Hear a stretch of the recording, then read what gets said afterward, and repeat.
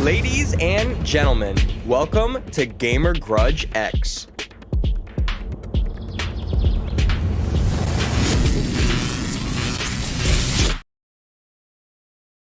Time again mention how annoying and how terrible We of a did character invite the class. husband and wife team to go against each other on the night that we're planning a trip. I didn't. I did. I did. Yeah, no, blame Mac on that one. Blame me all you want. I told you, I told you about weeks. No, okay.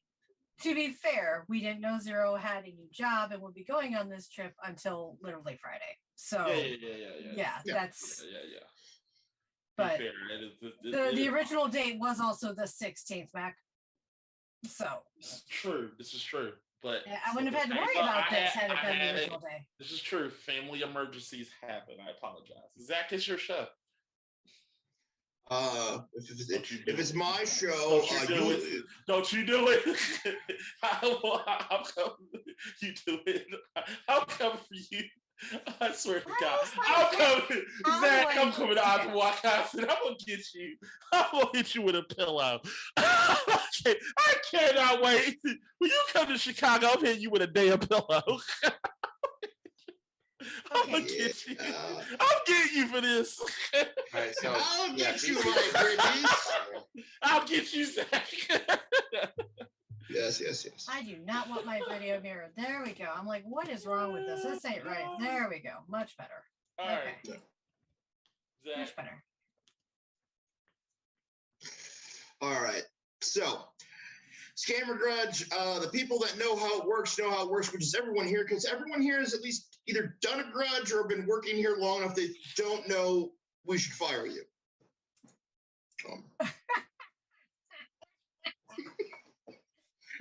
What? Oh, that's the best way to put it. Yeah, that's exactly right. I'm gonna also say, if we could please try to make sure this is over by 9, because again, me and Z will be on the road very shortly. Yeah, we'll try. So I'm not like gonna. 9 o'clock comes and I'm cutting stream. Okay. Don't worry, I plan on doing some yelling.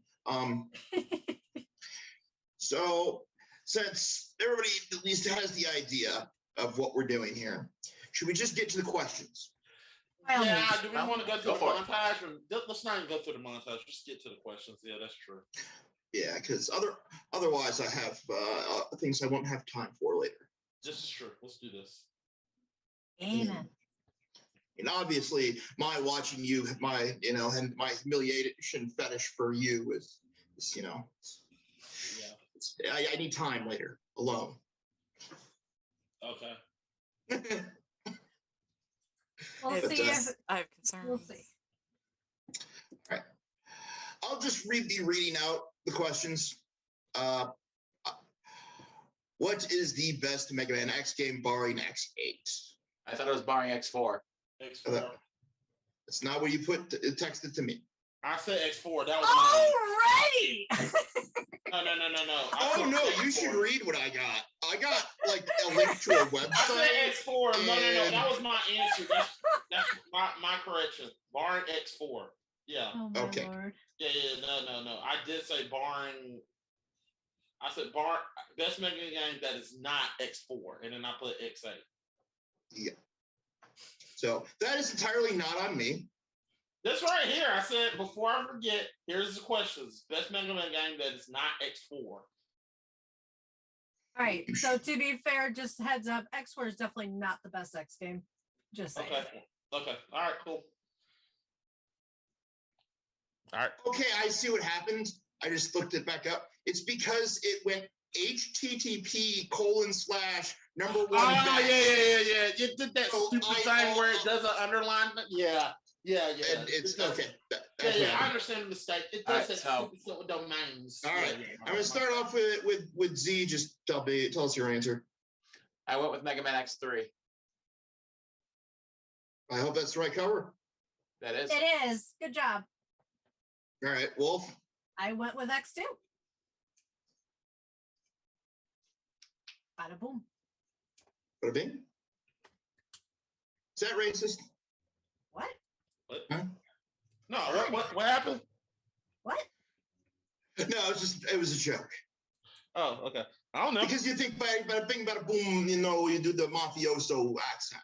I'm not Italian, but okay. I mean, to be X8. fair, My answer is X8, by the way. Yeah. Wow, that's a terrible box art cover. Okay. It was talking the only. about that artwork. Why is you badass. literally found one that just on a table? This is definitely That poster Because was badass. also because it's incredibly hard to get official pics of things these days. yeah. I get it. Oh, Zach, you should have came to me when that. I have. No, I thought after this I've taken the screenshotting. I So no, I could've I've helped made you a out with the official workaround. art This for all just of got them. halfway. This is about halfway through thinking about it. Okay. All right, let's go ahead and get this thing started. All right. So Ding ding ding. Fight. who is the timer? We doing 3 minutes? Wait, 3 minutes. All right. 3 minutes. I'll start when you start. See, start. Okay. So reason why X3 is the actual best Mega Man X game is because it is the absolute perfection of not just the SNES formula, but the Mega Man X formula of itself. You have not just the introduction of you start out with X and Zero having to save Hunter Base from an attack by Dr. Doppler, but midway through, you get transitioned into the fact that X gets taken away from you. And who do you have to play as? Zero.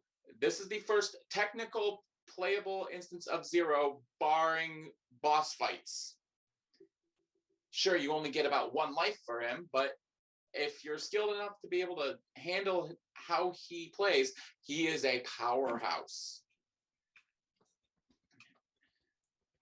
And this game not only gives you an armor that gives you a cross charge shot, it gives you the max collider for collecting the entire armor.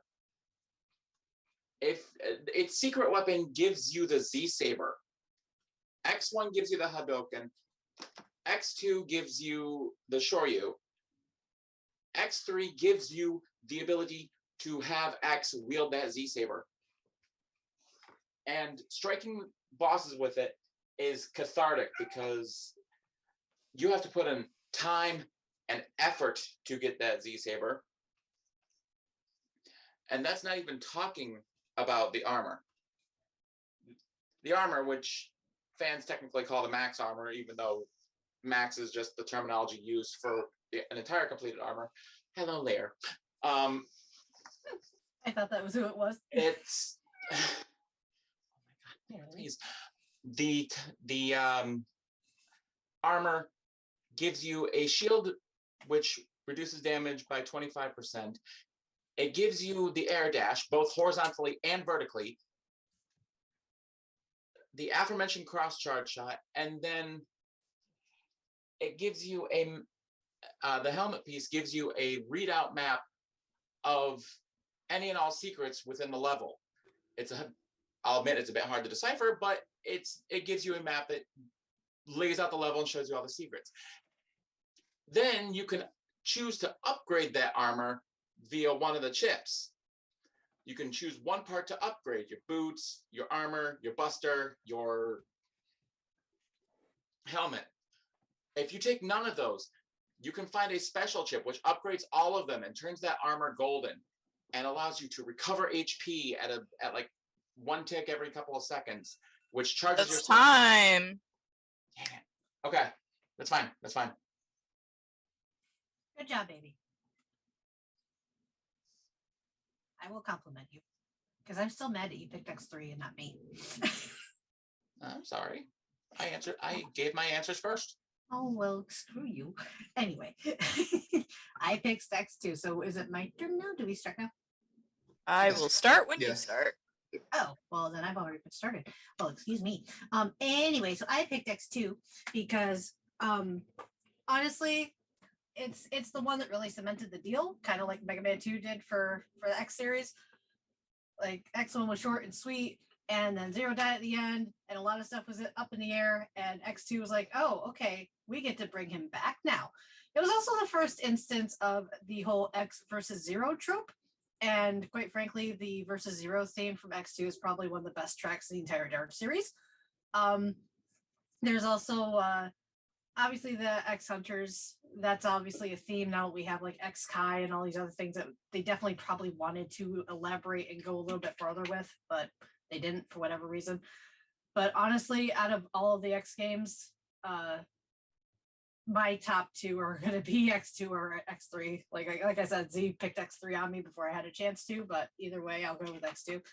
The soundtrack, honestly, too, as far as my personal opinion, X2 definitely has the better soundtrack compared to 3.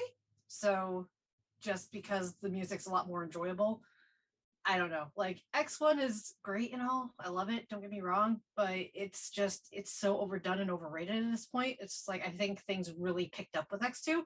Not to mention, you also have the Land Chasers, which are the hover bikes that they all ride on throughout the entire series, and we see those through quite a few other games. Like X7 uses them, X8 uses them. They're a thing. So I just really feel that X2 is like you get a chance to bring Zero back, and as my dear husband, dearly said, when you get to play as Zero in later titles, and that really sealed the deal too. But if we didn't bring him back in X2, that wouldn't have happened. And not to mention, quite frankly, as much as other people like to say, it's still Mega Man X, not Zero and his little blue boy friend X. That's still the series. It's still the main character. So I will go with X2. I don't really have anything else to say about it other than the Mavericks are definitely a little bit better. Like Crystal Snail was really good. I really liked his theme. Flame Stag is a lot of people really liked him. I mean, how many angry flaming deer do you come across? So, and let's see here. It also was the first use of the the C4 chip. That was the name of it. Both X2 and X3 both used the C4 chip, and it was kind of like Star Fox with the FX chip. So like it made it really hard to emulate those back in the day. Like finding an emulator that would be able to play Star Fox X2 and X3 was hard, but it helped with like the line art enemies that like were polygonal, but they were line art. They weren't full polygons. That was a new thing, and that was only in the X2 and X3 games. So I think they really pushed the envelope, and we got a continuation. I don't think. And that's time. Hey, there we go. To also, just a reminder, both me and John are from Wisconsin, so flaming deer are not that uncommon.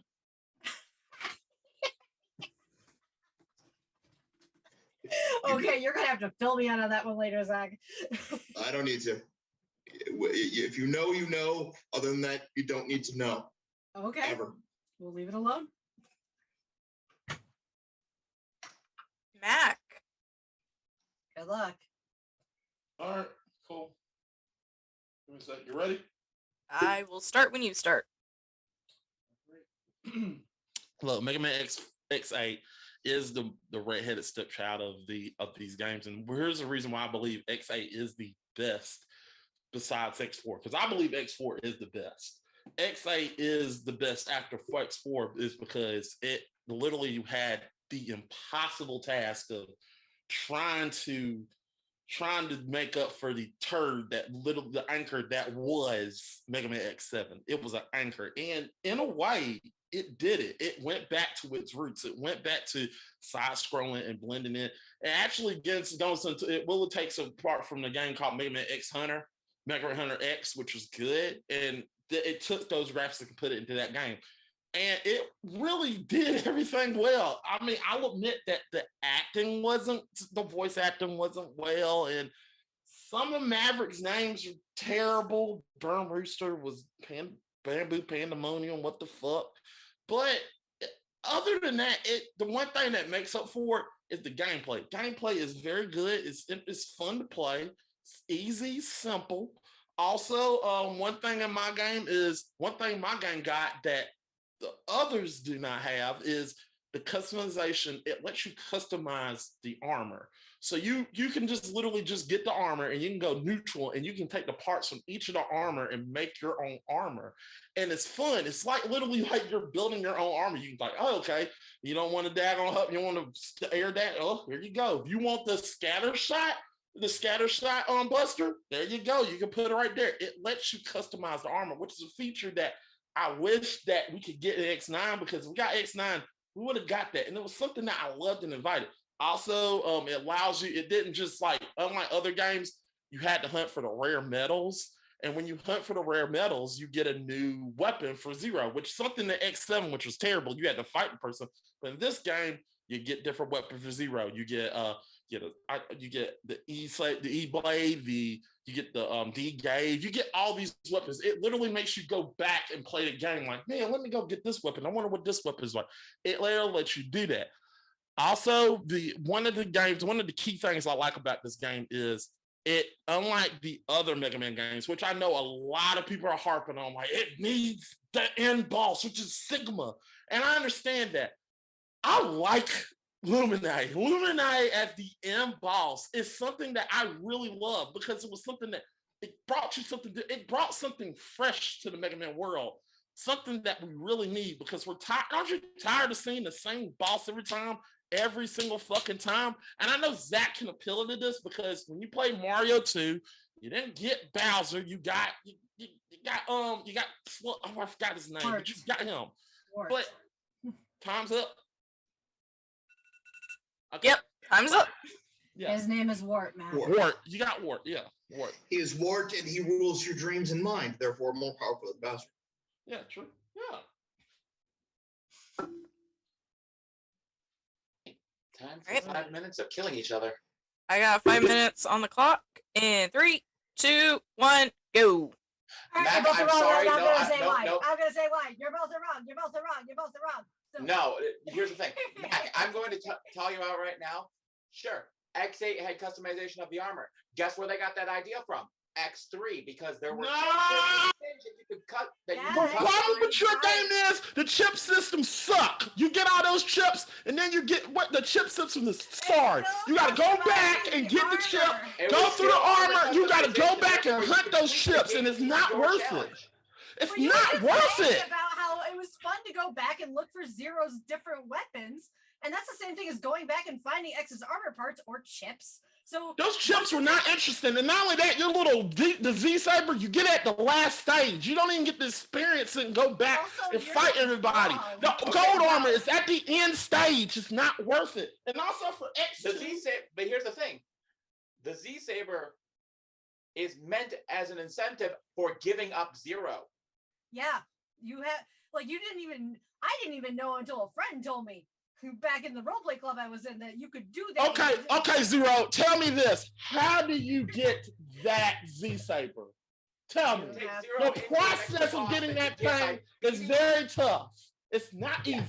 You got to go through hell to get that thing. It's not worth it. And as an added bonus, here's the big thing. Does it change the ending? It don't change the shit. You're getting the same ending every time. You're getting Zero and X hovering next to each other.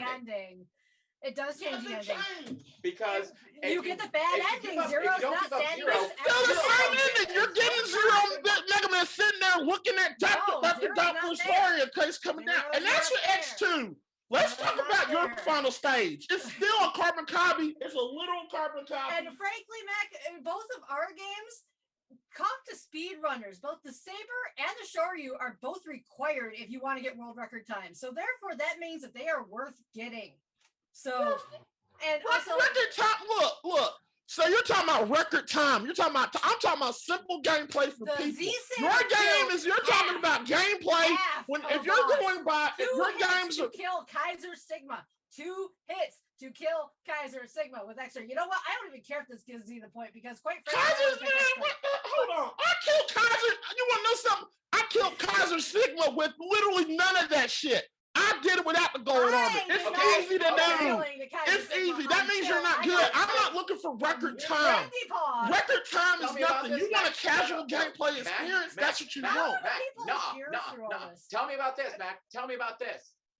Explain to me in X8, how do you unlock White Axle? There you go. Now, I don't even talk about White Axle. I'm not talking about armors. I didn't even bring up the ultimate armor. I didn't bring up any of that shit.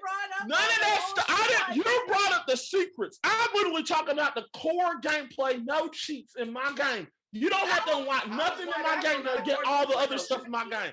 Also, what about spike? Tell me about spike chain and skill shot. Come on, Wolf. Tell me about those two weapons.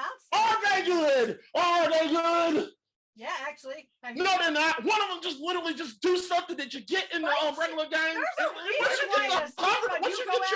Once you get your legs, you can do anything you want. You don't even need it. If you speed run Mega Man X2, you go after. This is for casual gameplay. Speed run is not fun. Strike chain allows you to get some very early hours. Both of you are coming at me, and none of you are literally trying to take. You are literally trying to take down my answers. My answers. You're going by speed run. Speed run is not really a fun thing. Just nothing. I have seen top gameplay because of speed runs. I have seen top gameplay, and I've seen things with those weapons that I would have never thought of doing as a casual. So quite frankly, I'm being involved in speed runs. Yeah, but speed runs are not. We're not talking about putting you to literally enjoy your game, to enjoy the full experience of your. And my game, there's in good games you need gameplay. You need gameplay, music, and a literal replay availability. None of your games have that. You have to speed run your game. You cannot replay your games. Once you beat your game as a casual gamer, it's over. You're not going back to those games. You will go back to X8 and play it because you got to go back and play it. Why do you think there's a password feature, dude?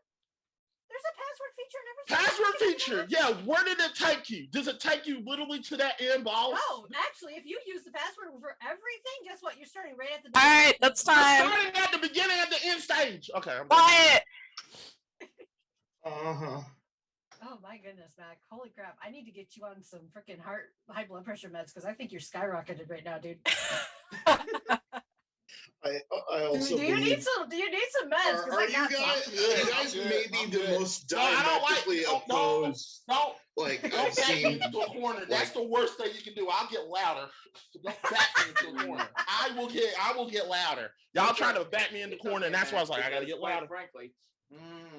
I'm just saying I both love you guys, okay? I just love both you guys. Well, yeah, but if you're getting backed in the corner, that means you're losing. You know that, right? No, they're trying to bat me into. No, I'm saying they're trying to bat me into a corner. Whatever. Oh goodness. Okay. Sorry, I'm maybe a judge and a host, but I'm also not gonna sugarcoat that. May I say one quick little thing too that I noticed was wrong about Mac's original saying about X8?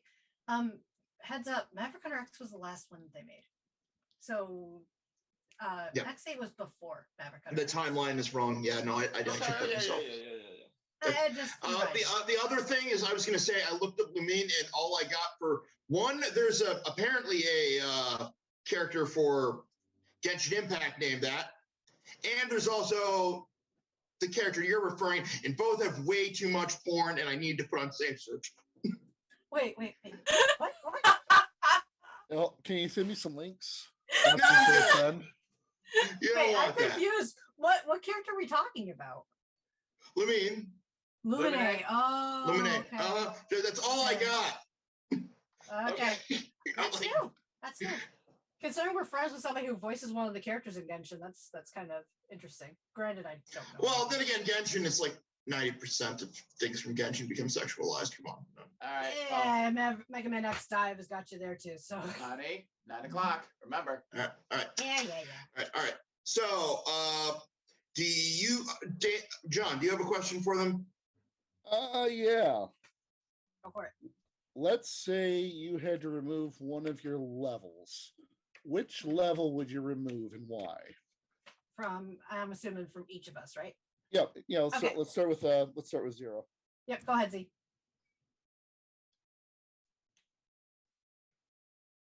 Ethan? I say that I would have to possibly. Oh God, that's the thing. It's like all the levels in X3 are really good, so it's kind of hard to. I know which one I would pull out of it. Is that my game? Pull out. I know exactly which one I'd pull out of X3. Me too.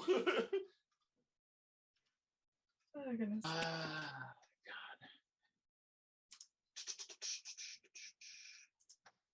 Give me a sec. Let's circle around. Let's Okay, go we'll go back to Z. What was the question? I missed it. He asked what stages we would pull out of our respective games. Which ones we would like. Are we talking stages as in boss level stages or that's the way I'm thinking. Is that what you meant? I got a stage. Everybody got a stage. I got a stage too. All of yours. So I guess since I'll be next then, so I would pull Sponge. I would pull Wire Sponge's stage. Just because what the fuck? His stage is not very fun to me. It is fun. It literally changed the weather elements. What the fuck? No, you're right. You're right. It does change the weather, but that's not really all that impressive of a gimmick. And quite frankly, even on original hardware, it causes quite a bit of lag. So I would definitely pull Sponge's stage. Also, is he a sea cucumber? Yeah. Yes, he is a sea cucumber. Okay, okay, because I thought the madness was eating to me. Oh, I already can tell. I'll tell you which one I pull from you your game at the end. I remember my stage that I want to. I'd pull out Crush Crawfish's stage because it's your typical water level for being a water level. Yeah, you start out in dry land, but it's very much most of your time is spent, a good chunk of your level is spent either chasing after or trying to destroy a ship that you need to either destroy or have follow along to progress through said level. And it's a slog. You ready for me to go? Yep. Oh, Avalanche Yeti. Yeah, I'm taking out his stage. I don't like his stage. It's too drawn out. It's you already get this with you already get that with one stage, and it's interesting with one stage, but here it's just too much, and it's a slog. Take it out. Change it to something. We don't even get a water. I don't even think we get a water level in my game. It would be interesting to go. Has Yeti, and then you also got Mana War. So Mana War, yeah. He's just another. War. He's just another land chaser stage. It's just that you're kind of going through the sky and through the city, like Fifth Element style shit. So. Yeah, I like that one, but I just didn't like Avalanche Yeti. I thought we need a water level. I like to see that, but yeah, Avalanche Yeti.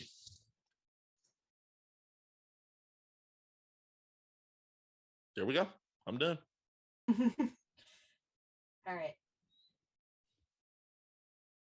So, who wants first thoughts on this? What do you mean? Who wants first thoughts on what they think happened here in this fight? I'm curious. Is there any facts? They self-corrected most of them. I'd say it's hard to find out exactly what goes on in specific stages overall, just from articles that I read through. So I can't really give you 100% that these were the worst of the worst levels, because obviously it's more subjective. But yeah, they are very disliked in everything I've seen them referenced. So by at least most people, there's always people like Matt who defend Bubsy. Yeah, Bubsy sucks. That thing can go to hell. But no, other than that, like I said, Wolf caught the discrepancy I caught on with the Maverick Hunter Axe thing right away. So yeah, it was kind of Mac's turn talking though, so I didn't interrupt. Yeah. No, that's fine. As long as yeah, that's fine. I'd rather it be found immediately. I just want to know if anyone else wanted to have their go at their judgment here. Yes, judge us. Okay. I am the least qualified, so I will go last. Okay. All right. All right. I'll start out then. Mac. Yeah, we know. I know you're not voting. You're a crackhead, I think. Because literally speedrunning is replay value. Yeah. That is the most insane statement I've ever heard. It's literal replay value to the maximum, the point where you're breaking down mechanics of the game that weren't intended by the creator. Was that really intended by the creator, though? No, that's the point. It's not. The point of speedrunning is to say screw the rules. That's the idea. Yeah. So that's why your argument doesn't make sense. Okay. Because if you don't understand I don't understand speedrunning that much either, but I liken it to how I watch fighting game footage and learn moves that way. Zach, I get it. You're not voting for me. They got to get going. No, I'm explaining why though. I don't care. I don't care if you care. Okay. Hey, is Champ okay? Not to pause the judgment, but is he all right? No, I'm fine. A little under the weather, but I'm fine. Okay. Well, I hope you feel better soon.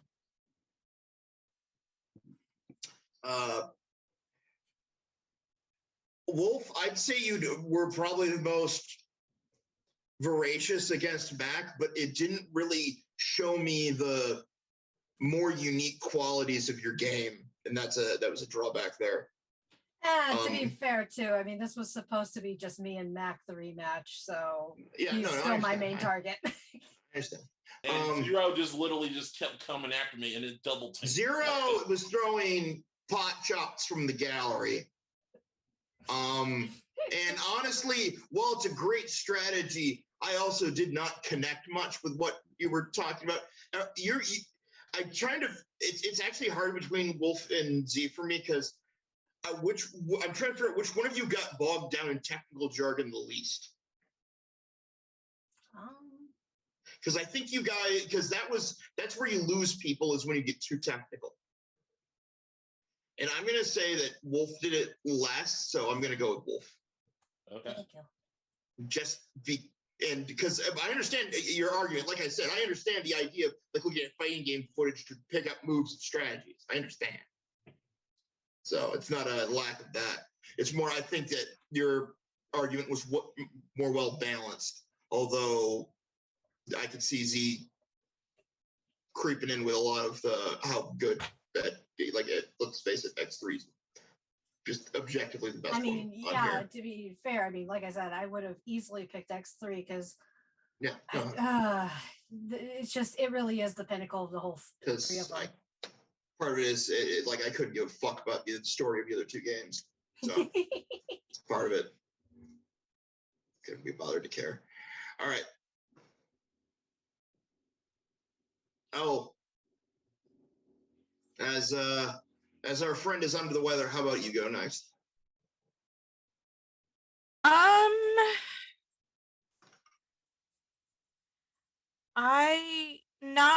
Again, this is me not have ever played a Mega Man game. And just going by my notes and the arguments that was presented to me. I like Wolf's argument about the good soundtrack. Extra stuff is worth getting due to speed runs and replayability and things like that. So but I mean at the same time I do like Mac. You did kind of throw yourself under the bus when you said it's not good gameplay. So I think I might just go with Wolf on this one. Okay. Thank you. So it's 2-1, so it doesn't matter what John says. Oh, didn't Zach go with 0? Yeah, no, he went with me. No, he I went with Wolf. I went with Wolf. No, and I think I just proved my point that it connected more because it wasn't as technical. So. I Yeah. I tried to come out swinging, but both these guys tend to overpower me, so it's all right. Yeah, no, absolutely. Nah, y'all were coming after me. Y'all double teamed me, and You I had to, decided no, you y'all wanted me double back. teamed me, and I literally was You like, "Damn it, asked will y'all for jump this. off, get off me for 2 You seconds?" You know, asked for John, this. isn't it just like a Buccaneers fan to be such a salty bitch? No, it's not that. They double team me. John knows they double team me from the get go. I didn't even get to say anything. I'm gonna sit back All like, right. I don't know. I don't know if we rewind the tapes. I kind of see you throwing the first punch there. As soon as like you're like, all right, everybody fight. Like, oh fuck all of you. Yeah, pretty much. Yeah. And all right, let's get a question number 2. I would just like to say, I hate the use of SNES. I like SNES, but that's just me. Well, I tend to go that route too. It's just, I had to talk fast. And Wolf Zero died in X1. Spoilers. Oh, I know he did. Al hasn't played any of these. Now you're spoiling it for her. Oh, okay. Yeah. Spoilers for how many years? I was in the bathroom, so I didn't hear anything. Okay. I said Zero like comes the back, game's you over 10 guys. years old, we don't care anymore. You do know Zero's death isn't permanent, so I don't give a fuck what you say about how this They're permanent robots. death We can put them bullshit. back He together. comes back. They have the money. Whatever. Capcom don't give a fuck about Mega Man no more, except for Mega Man, not X. And Actually, they don't care about that either. Let's be clear. I don't care about Street Fighter either, so fuck you. Oh my gosh. Not that big of a Street Fighter fan. Let the champ give his verdict. Yeah, that's what I. Yeah. ADHD brings up. Look, I thought we were just saying my vote didn't matter anymore. No, I mean, if you want to go, you can go, man. No, I'll leave it a mystery. All right, cool, no problem. I ain't got no problem with it. All right. You're like that question mark mysterious dude. That was a pickup artist. This was hilarious to watch. Here's all the notes that I wrote. Burn it! Okay, Wasn't gonna be me anyway. I'm gonna be honest. Now I know for sure you do Either improv. way. That was the most improv I've ever seen in my life. All right, so Wolf gets the point. All right. I don't have all right, lip motion. You can't see my hands, but they're clapping. The sound of one hand clapping is real, though. It's just no. All you do is this. You can do it. I don't know why people think it's not a thing. Zach, I'm not trying to be salty or anything, but we gotta get going, man. Yeah. I'm sorry. I ain't trying to be salty. I'm serious. I know you're not trying to be salty. You just are. Shut up. Who is the worst NPC in the X series from an NPC? It's the unplayable character. There we go. So. Z, you want to go first? Or yeah. Sorry, go ahead, Zach. I'm sorry. I was gonna. No, you cut in, so you have to go now. Oh, me next? Okay. Yeah. No. All right, fine. Good luck, because I'm probably gonna win with this one. Dr. Kane. Z. I went with Lifesaver. I was last time. Oh, never mind. It doesn't matter. I'm going randomly. Yeah, no. And since Max literally is unknowable, I went with this fan art I found. Okay, cool. I went with the two random Maverick Hunters who get fucked up by double. Okay. Now in my head canon, it's these two forever doing that. There we go. That's Congratulations. That's a good answer. I like that. Oh goodness. Right. Okay. So, Wolf, you got 3 minutes, and I will start when you start. Okay.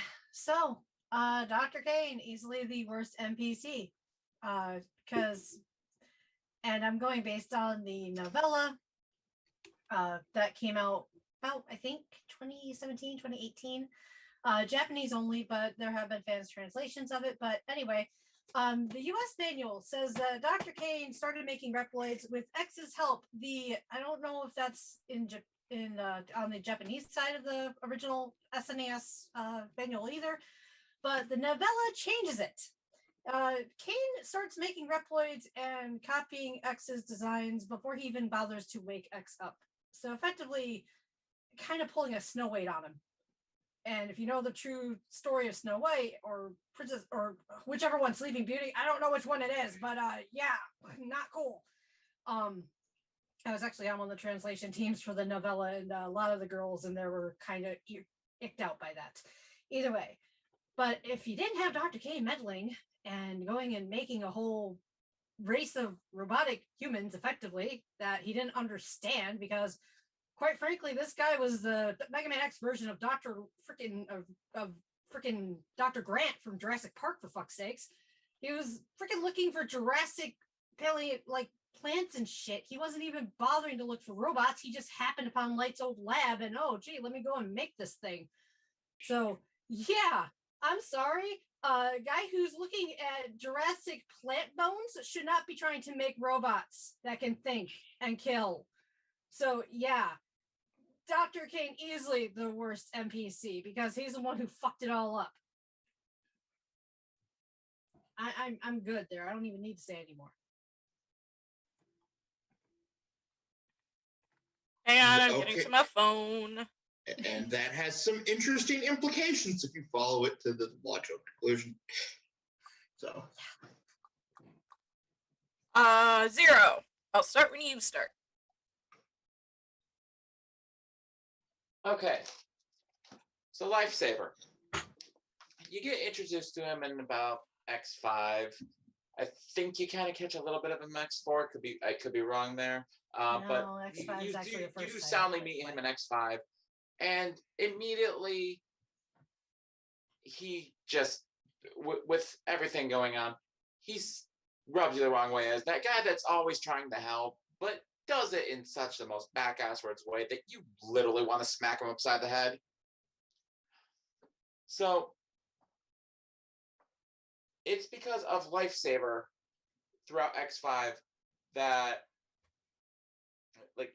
Lifesaver monitors both X and Zero's virus intake, because the story of X5 is that Sigma has released the all-powerful Sigma virus across the entire planet via usage of a space colony.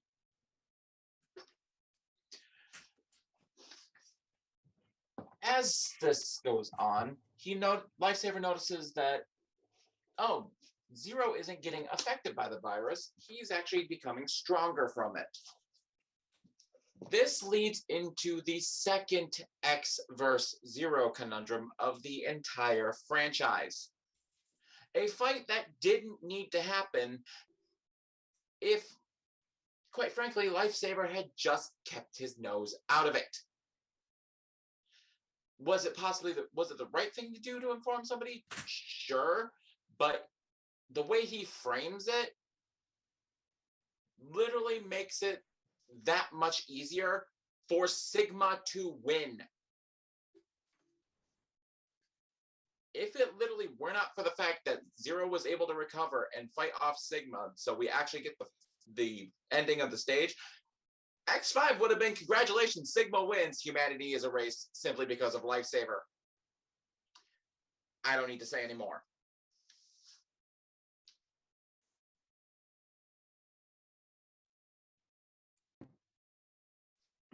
Okay.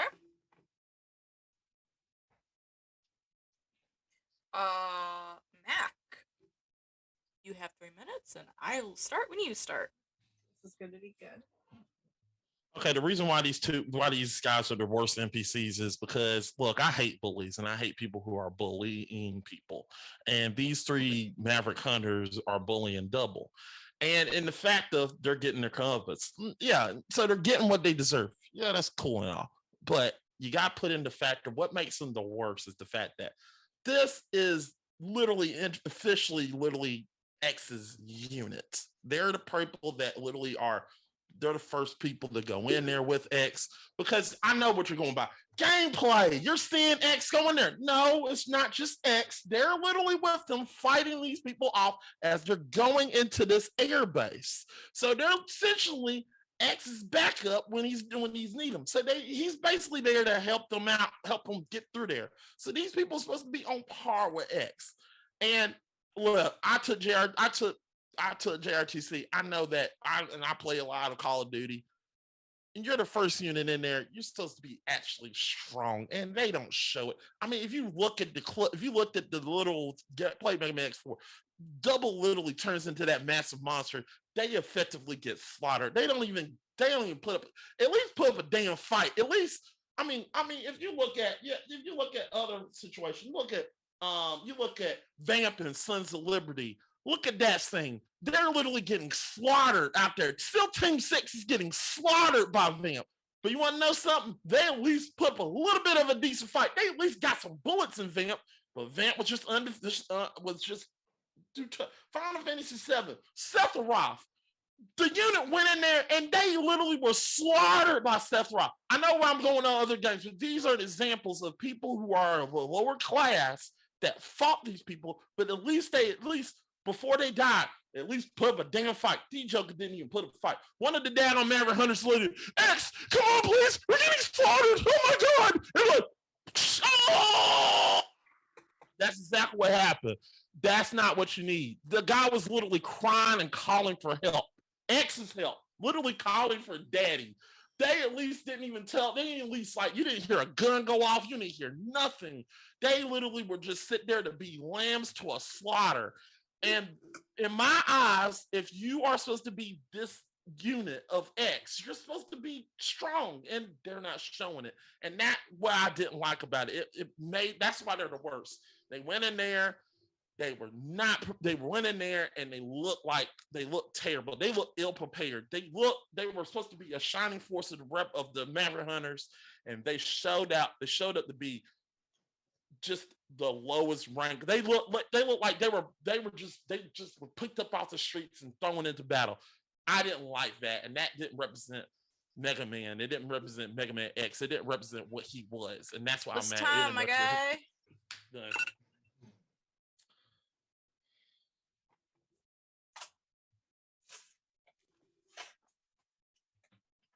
I'm really looking forward to Owl's comments on whatever is happening here. I'm gonna be honest. So, no fight, damn it. 3, 2, 1, go. Okay. So Mac, no offense, but there is absolutely no indication whatsoever that those other hunters that double killed were actually 17th unit hunters. There's like no indication whatsoever. You have no indication, but you have no indication. We don't know, but they were there, and they at least had to have some type of fighting experience. And you literally picked Dr. Kane. You picked Dr. Kane in the story. Yes, I'm going after you. I'm going after you. Dr. Kane, essentially, he didn't make the Maverick Hunter virus. What happened? We saw X4, which you didn't like. In X4, Sigma went to that capsule, opened it up, and the virus got into him. That's the story. It wasn't Dr. Kane's fault. It was literally him. The story. Sigma was a good person before all this whole thing started. Okay, so if Dr. Kane hadn't gone and made copies of X, which even in MVCI, but that's just you're gonna shut up and let me talk, or you gonna keep going off like a rocket ship over here? Come on. I'm gonna shut up, but I'm not done with life. So then let me go and explain myself if you're gonna go and pick at me. So like I was trying to say, if Dr. Kane hadn't gone and decided to go make copies of something he didn't fucking understand, being a goddamn plant paleontologist, but either way, we wouldn't have a whole bunch of other walking, talking, lethal freaking humans with brains that are mechanical to get a virus infected. And frankly, also, you're wrong. Sigma didn't open that damn capsule. Zero was scheduled and designed to wake up when I don't know how Wily did this, but from what I understand... Yeah, but here's the question. The virus was there. The virus was there, and Sigma walked in there. He was perfectly fine before that virus happened. And Zero, I know you're staying quiet. I'm not done with you, mister. Look, I know why you picked the most boring, you picked literally the forgotten person. Look, I'll tell you something. Let me tell you something about Lightsaber. Lightsaber in X5 helped Zero. Who was the first person there when the daggone shuttle crashed? Who was the first person there? Who was the first person to help him out? Technically, X. Who was the first person, Zero? Answer the damn question. Who was the first person Technically, X was the first person. No, it wasn't. It was damn Lightsaber. Lightsaber was there out of the capsule. castle holding him up. You can literally see him like, oh my goodness, I'm glad you're okay. He was the first person there. He helped him out. Lifesaver is a person that helps. You gotta have your facts straight, okay? If you're gonna argue, you actually have to know what the hell you're talking about. And I love you, That's bud. exactly right. He was there. He was there first. Here lies the thing. Lifesaver sure helps Zero out of that shuttle. That shuttle crash happens before Lifesaver then realizes that Zero is getting stronger from the fucking virus, causing the second extra. That's because not you to have to mention go that's through kind that. of his job. He's an ambulatory unit. He goes You're gonna get mad at a man because he's doing his job. You're talking about he's not the worst NPC. You're talking about somebody that's doing y'all two are mad at people for doing their job. I'm getting mad at a person for not doing their damn job. That's the difference. Mine is the worst because they didn't do their damn job. They didn't even do nothing. Your two did a job, and all of the minions fucked it up. Here's the thing: considering the scenery of that cutscene you are referencing, more than likely those reploids that you are referencing are mechanics. Exactly. They're not even How Abercrombie. you know that mechanics ain't nothing there. Double's there. Double in there. Double's there. It's a military organization, right? They didn't do nothing. Okay, how did we know Zero? How did we know to call X? Tell me that. Because they didn't even throw a wrench. What would you do in a death-defining situation? Would you sit up there and try to call, or would you run away? They didn't even throw nothing at Supreme Zero. Commander of the Maverick Hunters. I play plenty of games where mechanics do something. I play plenty of games where mechanics do something at least. A mechanic will have a good. Civilians work with the military. They still sometimes have to deal with the upper The military or not, you in the military, you're supposed to learn how to use a weapon and everything. That's true. Yes, you do. You have to know. You have to know at least how to do something with you. You mean you're on a stranded base? Somebody's gonna take you captive. You have to learn your basic stuff. Zero's got family that was in the military. Okay, we know how it goes. When you're a civilian, you do not have to know how to wield a weapon. So you're trying to say that they're not civilians. If they're mechanics, they could be like then that means they're working with them. They don't have to be stronger. Once again, it goes back to what I said. There were random people not doing nothing to help. They didn't help the cause or nothing. You're at least. You're getting Dr. Kane, at least. Dr. Kane, by a murderer. Dr. Kane literally didn't do nothing but copy.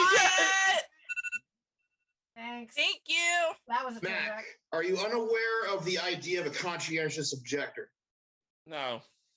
Then that's why you have no idea what you're talking about with the military thing. Okay. Conscientious objector is a person who is part of the military who does alternate duties that has no because they object on an ethical level. Okay. Which is effectively what X did. But we still don't know if they're part of the unit or not. They didn't even put up the facts on that either. No. A conscientious objector can be part of a unit. They just don't do murder jobs or self-defense jobs. They're like, did you not Hacksaw Ridge? Like that movie, that's kind of what that's about, where he doesn't hurt a single person. Damn it, you really are. I'm sorry, no, I'm telling you because I realized you didn't know what they No, like that's a thing that's real. That's real. It's not made up. There are civilian operators that do not have to know how to deal with weapons. We do not. But I will say we cannot prove nor disprove whether that's what they were. They were in that case. They very likely could have not even been. They could have done that, but don't argue that's not a thing. That's all. Okay, I will not argue that's not a thing. I will. Okay, that's all I was trying to tell you. All right. Okay. Also, looking over the Cygnus conversation with Lifesavers, interesting. To say the least. And also, does anyone have a question here? Other than why every single one of these has like an ethical, moral bend to it. That's really hard to sidestep. Oh, goodness. Anyone? The chat is loving the bloodbath. Oh, good. Good. It's mostly going to be Max blood that spilled, so you know. I swear, Matt, that was not meant to be a dig at you. That's all about information there. Okay. I'm digging at you a little bit out of fun. No, he is. She is. She can do what she wants. I'm not you're the one who asked me to come back so I can whoop your ass again. So. All right. But other than the obvious question I had, does anyone have anything? All right. So we have no questions then? No, I'll come up with one then. Just give me a sec. All right. Barring their personality, what function that they serve actually makes the game worse?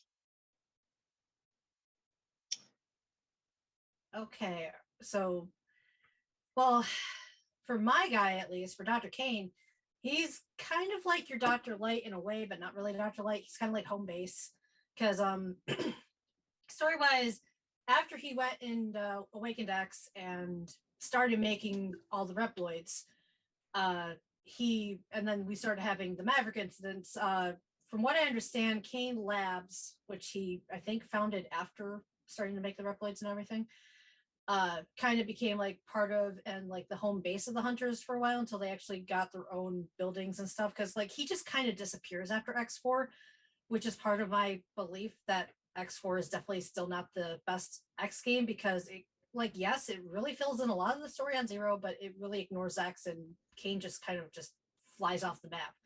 Everybody just assumes that he died somewhere and nobody told us. So, he does look kind of dead already. Yeah, he was. Yes, completely. But either way, like he was there even in the manga, he was still there in the manga, but then he just wasn't there in the games anymore. So it left a lot of open loops and stuff like that that really need to be filled in. Anyway, he's really not bad. He's just kind of there as like, oh, X, you need to go do this. Zero, X, you guys both need to go do this, or blah blah blah, or hey, Sigma's base is here, we found it. He's kind of just like background noise. His biggest influence is that he's the one who started copying X's designs, even though he didn't understand what the fuck he was doing. Can I say something? He also in X2 put together Zero. Yes, he does help put Zero back together. Like he's the one who's like, oh yes, we have the control chip here. If you get the body parts, we'll be able to put them back together. The timeline goes, he founded the energy crystals, and that gave him his money to do the research on Reploids and X. Okay.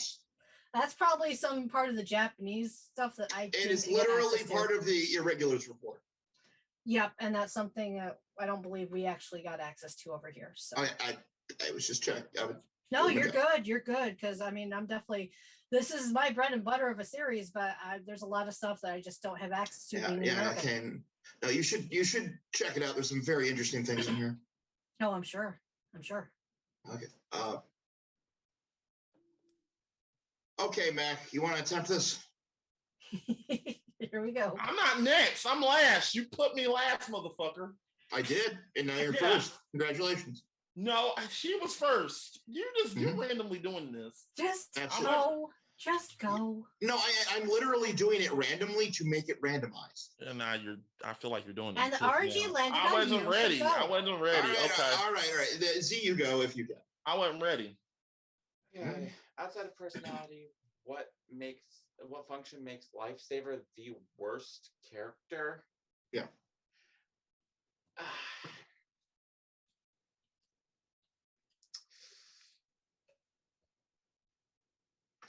To be honest, maybe not in a gameplay wise is he the worst character, because he does serve the role of, hey, this is a military unit, there are going to be combat medics, but just for the story, his function within the story itself is one to effectively cause a rift, to reopen the rift between X and Zero, to try to effectively bring about the end of the sub-franchise, so that way, things could get moved on to, like, instead of making more X games, we get the Zero series, which thankfully that got shot in the foot for the most part. Thank God. So I think what makes him the worst character is that he has no valid storyline purpose to be there. He's like, or at least he has no purpose to be part of the storyline outside of, hey, we have combat medics on standby. Whatever Reploids you find in the stages, send them over to him. That's it. All right, I'm ready. You want me to go? Basically, what makes my character the worst is, them random Rapaloids that you jag on Fan in Mega Man X7 that you got to collect to get Mega Man X. That's basically what they become without that whole personality thing. That's basically what they are. They're just some random Rapaloids that you got to save to get X, and it's hard to do. And if they get shot, you got to do the whole damn stage all over again, just to make sure that you get X. They're the random Rapaloids you got to save in Mega Man X7. Well, I mean, yeah, that's okay. Theoretically, sorry, it's not my turn to talk. Theoretically, they are. I'm having a hard time because we can't pin down who these people are. Yeah, theoretically, they are the random. That's basically what they are. If I take away, you tell me to take away the personality. That's what they are. They're basically them that you got to save because they don't have no voice, no nothing. I just want to say they are the equivalent of that, but they are not known specifically to be that. Yeah. That's what I meant to say. Yeah. I'm sorry. Sometimes, even though I'm a judge, I have to translate for whatever Mac is saying. Yeah, that's what I meant to say. I'm sorry about that, but I have to. If I have to do that with text, do you think I don't have to do that in real life? Really? Yeah. Oh goodness. All right. So. But there were Rapaloid specifically Mega Man X7. I need to know your opinions on this. Talking to? You. Me? Figure out what they're talking about. Go. You want me to translate this as somebody who doesn't know? Yeah, basically. I'm sorry you got pulled into a subject you had no idea about. I've been there. Well, no, I feel bad for you guys because I feel like I'm not. I feel you're intruding on the fandom. Yeah, like a poser. But whatever. Look, the Funko Pops don't help. I'll tell you that. We can convert you. Come to the Future It's a nice place. Yeah, it's not. It's not. We have cookies. You would stay away from the X-Zeros. That's all. Would probably like Mega Man Legends, so probably unironically. All right. Well, I told her just wasn't like that. Yeah. My 2 cents is Mac literally chose an NPC called Nameless Hunter. They're literally it's an anime cutscene. X4 was the first game to have anime cutscenes, and honestly was the last. None of them. No other X games had anime cutscenes in it. Just X4. But if you seen it, you'd be like, what? They're really ugly too, to be honest. Yeah. But either way, they're just really background characters that give Double a little bit of shit, and then he just shows off that he's actually a Maverick going for the other team. He's effectively a he slaughters them. He slaughters them. They're effectively they're there to be killed. That's their only purpose. They're just there to be like, oh, he's gonna turn bad now, and surprise, he's actually a bad guy. So that's really, they're just there to be killed. Yeah, it was not the best of things. And when it comes to useless or bad NPCs, if there's no reason. Like if you can swap them out, put it back in, whatever. They're just forgettable, and I guess like the other NPCs at least kind of have some kind of plot line to them, or gets incorporated into the plot line. I hate when there's throwaway NPCs. Like you're an RPG fan. I am. So that answers that question. Yeah, and that's if you're an RPG fan, I'm 60 hours into a Dark Cloud. I thought it was Dark Cloud. Yeah. Undertale. Oh, cool. So, but anyway, I would go with Mac. What was that? Sorry, I was just trying to let you know there is an X RPG game. Yeah, there's Mega Man Command Mission. Yeah, it's for GameCube and PS2. So if you ever want to check it out. It's not bad. Yeah, it's not bad. It's really not bad. Yeah, not bad. Yeah. It plays a lot like Final Fantasy X. Yeah, I give you that. Yeah. If you think it's a positive thing. Yeah. Yeah, Capcom likes to Xerox things. Anyway. You could argue Zero is a Xerox of Mega Man. All right. And I will, even to the death in a knife fight, if anyone's Oh, no, you're good. You're good. All right, but okay. All right, so where you fell with Mac on this, I actually understand where you're coming from with this, because what Lifesaver and Dr. Kane have done over a long period of time has caused a lot of problems. And that turns it more into an ethical and moral argument here. And that doesn't really apply to them being good or bad as characters to me. If that makes sense, that doesn't apply. To me, I'm like, I understand the hatred of them. I understand making you hate them being part of the character in my mind, I guess. I think you're not supposed to like them.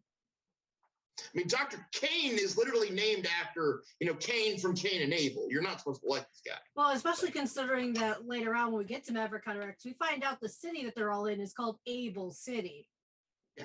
They were definitely going for the biblical reference there. No, there was no, like, in the Lifesaver being literally is actually closer to Mac's choice, because it's pretty much an annoying Nurse Joy is what I'm getting out of a lot of this.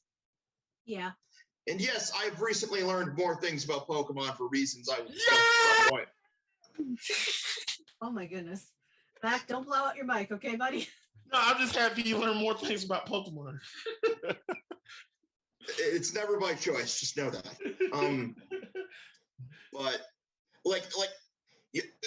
But Zero, your points, I think you're closer to being on point, because other than the conversation with Cygnus, there's really no plot reason for them to be there.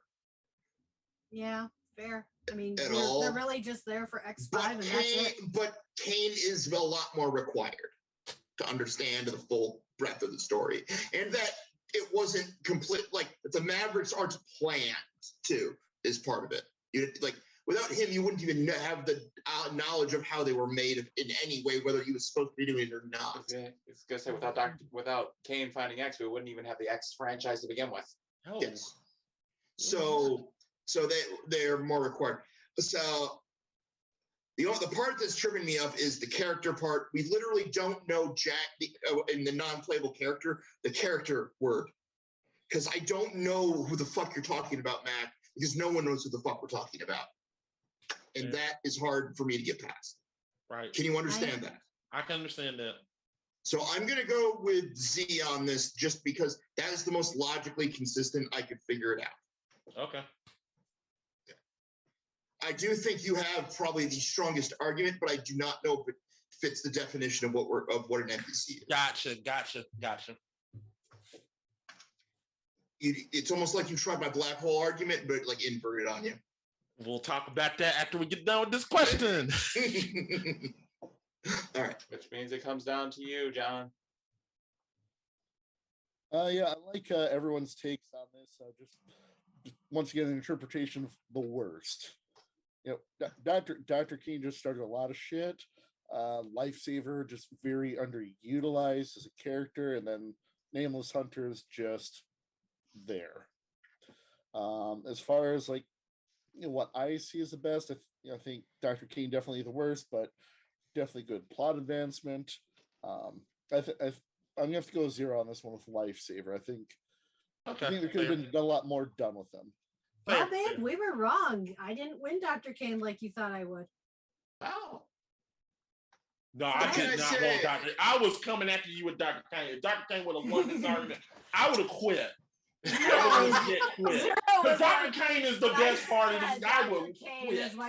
I was going after it. You would have voted Dr. Kane, I would have walked out of here and quit. Because I was like, this is bullshit. Because your argument was bullshit. I was like, the fuck? 0 was the reason. This is all backwards. Hey, 0 was the reason, but think about it though. If Dr. Kane hadn't made Reploids for a virus, but that's like saying if God didn't create the earth or something. Okay, the grudge round has been all over. Okay. Shut up, because this is exactly the conversation I was trying to avoid, because I realized that Wolf literally made an argument for atheism. And that's why I tried to tone it down. I realized it right away.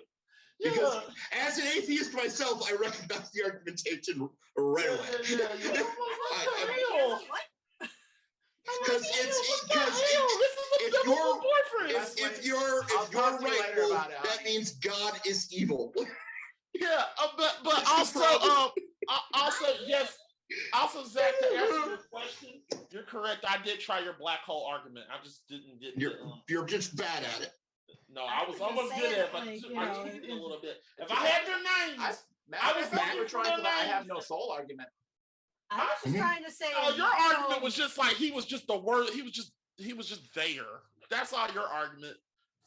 I was just trying to say if there weren't all these Reploids that were able to carry a virus that nobody knew was actually sitting around, then we wouldn't have hundreds of thousands of them running around killing people. We would just have zero to worry about. Are you not talking about the recent pandemic in that? Because that's what I heard. Exactly. Right, but that's why it leads back all the way down. Also, I was about to say. How are you going to ask me a question and not let me finish? Okay, remember, it's a computer virus. It only affects the Reploids. It doesn't affect humans until X5. Also, you quoted Jurassic Park. To quote Ian Malcolm, life finds a way. I understand that, but life will find a way. Hey, just to cut this short, we still got 2 more questions to go through. And also, what defines life is probably the biggest question of the entire series. Yeah. Exactly. So. Yeah, I view Reploids as mechanical humans effectively. Find a way to get Maverick. Got it. You are a bigot. Wolfie has a point, and I have a point. So? Yep. We thought this would happen. Mm-hmm. Question number 3. Where did I put that? What OG Mega Man character should be retconned into X lore? Oh, Jesus. OG? Okay. Sorry. Yeah, no, I didn't know what exactly he meant, especially because he spelled lore with U as in lure originally. Yeah, that one at least transferred over to me. Yeah. So I didn't know what the fuck he was talking about originally at all. Ethan, could you Discord me my answer to this? Because I already forgot. Well, Mac, I'll start with you then. Oh, I went with Dr. Damn it. I went with Dr. Cossack.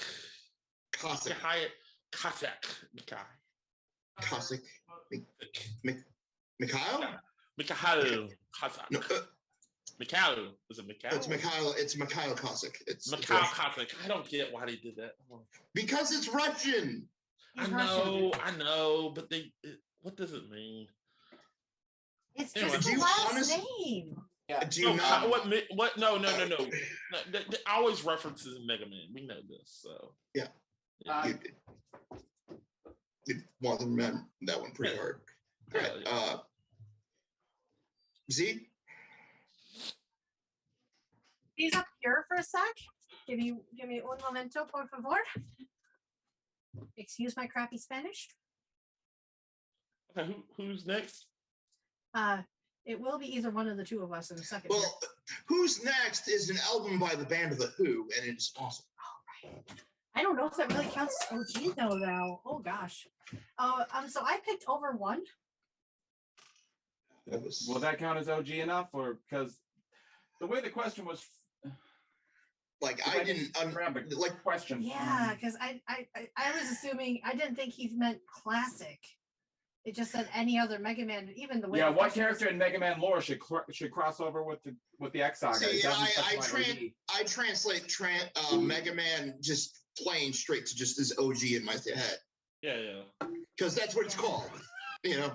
Well, amongst us fans, we have to. I'm perfectly fine with taking the L on this and just letting you use it. I don't know. Oh no, you're good. You're good. But now that I know it's classic, geez, is Over One okay, or do I have to change it?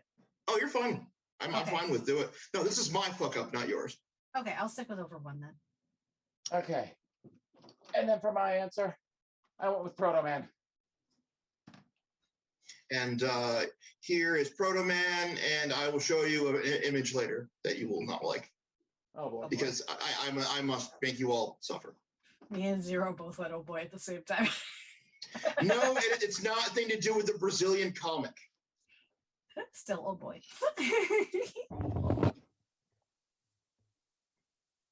All right. All right. So, do we want to let Matt go first? Yeah. Sorry, I wasn't paying attention and my timer went away. Oh, you're fine. 3 minutes, Mac. I will start when you start. Go on, bud. Look, in my eyes, I don't know. I have not seen I know they're probably human creators, but I have not seen a lot of human creators in the world of X. And they're probably a lot, but I haven't seen a lot of them. A lot of major ones pop up. That's it. Dr. Doppler does not count because he's a Reploid. We have established this. But I would like to see maybe not Dr. Cossack, but a descendant of Cossack, because it would be interesting to see Dr. Cossack in this world, or a Cossack in this world. I would like to see this, because in the comic, which you take it for what you want, in the comic, he technically did kidnap his daughter, which, come on, man, you gotta get a hold of your daughter. He done did it twice now. He did kidnap his daughter, and he has helped assist Dr. Wily in that dark energy that we saw in Mega Man 8, which we could arguably say that dark energy was, like, in theory, a foundation for the Zero virus. It was a foundation. It helped Dr. Wily with his research. So what if Dr. Cossack found sort of like cure for the for this virus that could, not a cure, but something that could help aid the virus, where if you find it, if whoever finds it, they can maybe use it to make the virus worse, or whoever you find it, the cure, the person that want to find it can make the virus worse. This would be an interesting dynamic, something that would be fun. This could be a good end game to Mega Man X, a finality to Mega Man X, because we do need finality to Mega Man X. And I know we're getting that in the Z series, but technically we don't know what happened between those years. Maybe, and I know we probably know what happened between those years in comics and that, but I really want a finality game-wise, and I feel like if you're to pick a finality game-wise with Dr. Cossack, it'll be something, a good callback, because I play Battle Network. I got into Battle Network, and I love the fact that they brought Dr. Cossack in Battle Network, and I was like overjoyed. I was like, yay, Dr. Cossack, that's so cool. It was so interesting. You know, I know they love Dr. Cossack. They loved using him, and I just want him utilized in this game. It would be it would be something heartwarming to bring back an old character, an old friend back into the Mega Man world. And none would be better than bringing back an old friend like Dr. Cossack. I'm done. I have so much to say about that. You'll have to wait. Yeah, go ahead. Yeah, I'll have to wait. Yeah, Zero. we're gonna go against the comics. I don't care. Zero, you have 3 minutes, and I will start when you decide to start.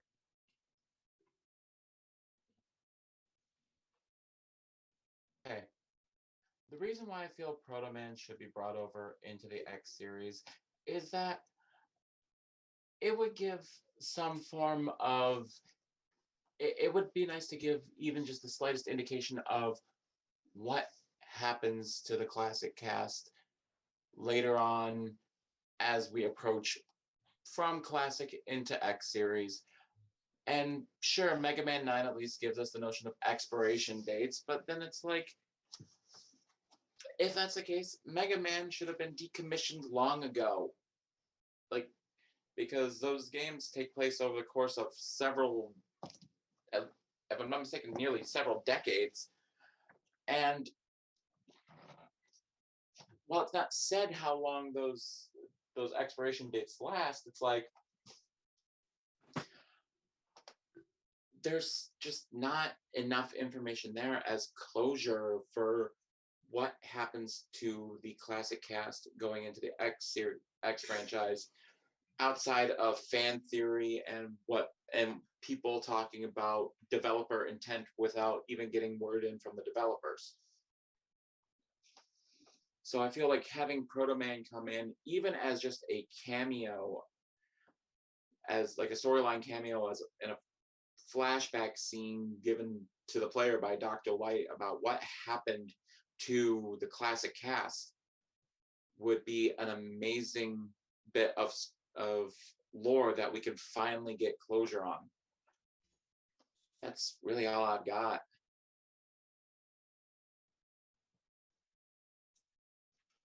All right. Wolf, we'll give you your 3 minutes and I will start when you're ready.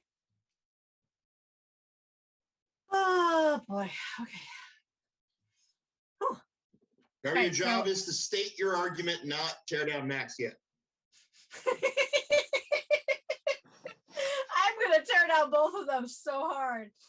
Anyway, so Over1 is actually a robot who, I mean, the whole reason why he was made was because Capcom was going to obviously try to make an iOS version of X2 after they made their iOS version of X1, but iOS X1 kind of fell flat on its face and they had already started work.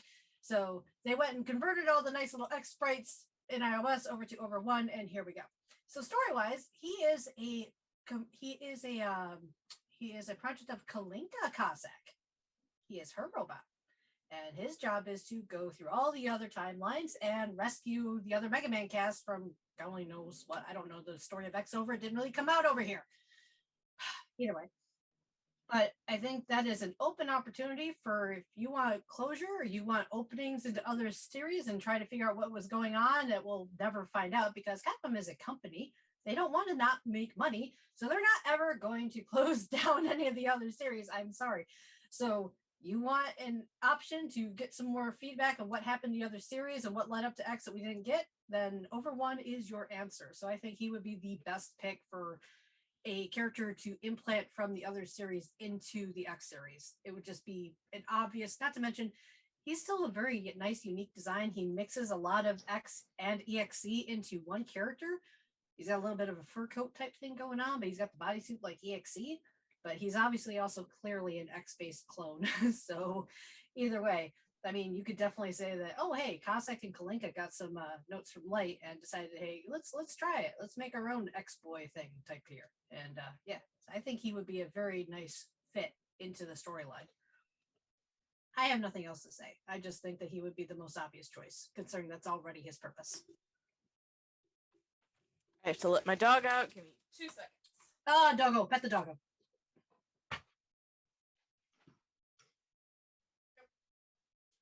I really need to recatch up on all these, and I feel ashamed that I'm very backlogged on my Mega Man lore, considering my brother is a super fanatic of the stuff.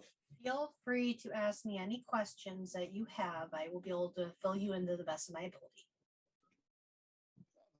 Difference someone in a Mega Man character that's for like after a certain era.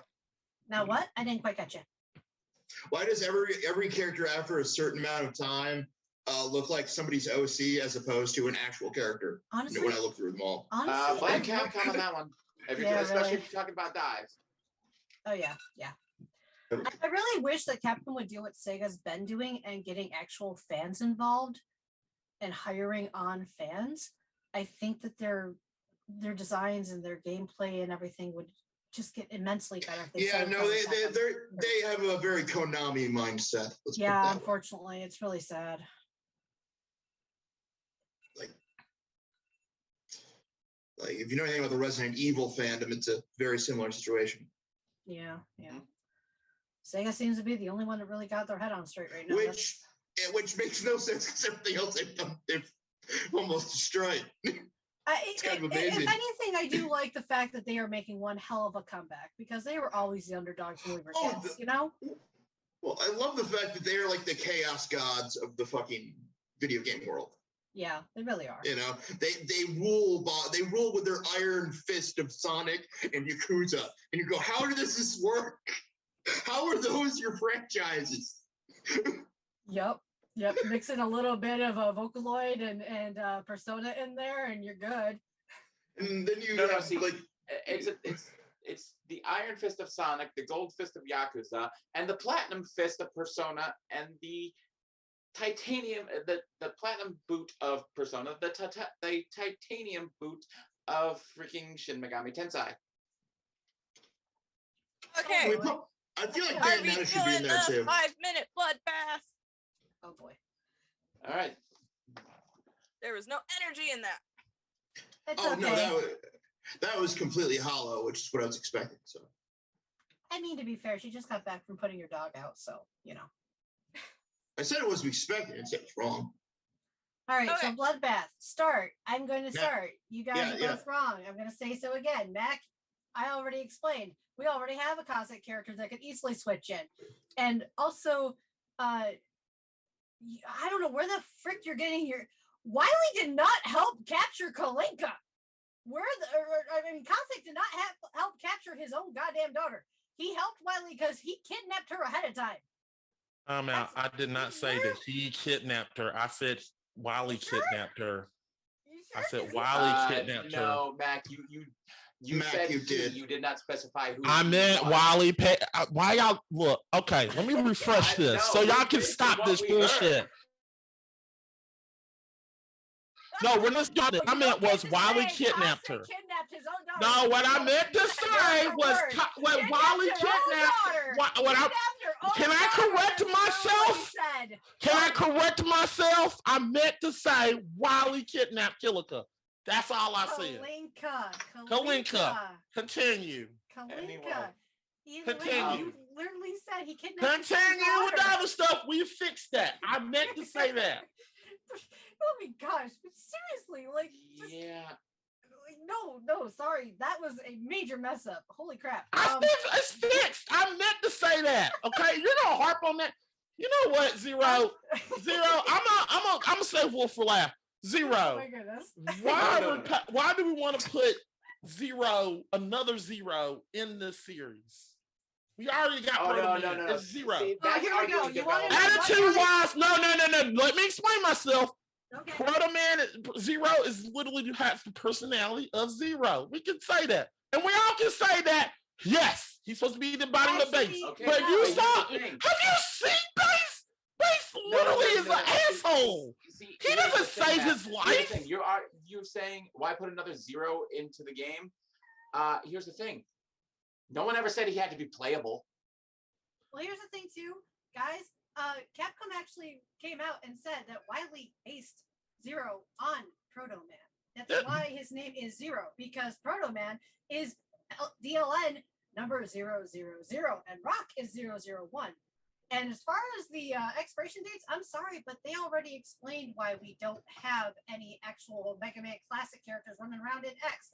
Because remember, the original premise of X, Dr. Light is an AI in a capsule. Who can say Casa? You trying to tell me Casa can be an AI?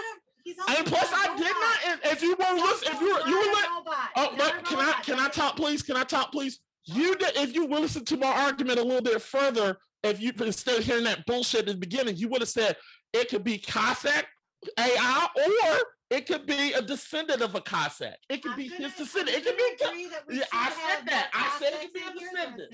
I opened it. But we have Kalinka and Over1 for that. That's a Cossack, is it? It is. You're right. It is a Cossack. It proves my point. Matter of fact, where my point works. Also, remember Kalinka has already transferred. A Cossack has already transferred over into X. And by the way, speaking of the design of Over1, because of his design as a crossover character, technically he has already transferred over into X. So far, out of all Proto Man technically hasn't. Yeah, but you're literally just getting two characters into one. You're just literally just putting ice cream cake and then like, okay, here's another ice cream cake. Okay, cool.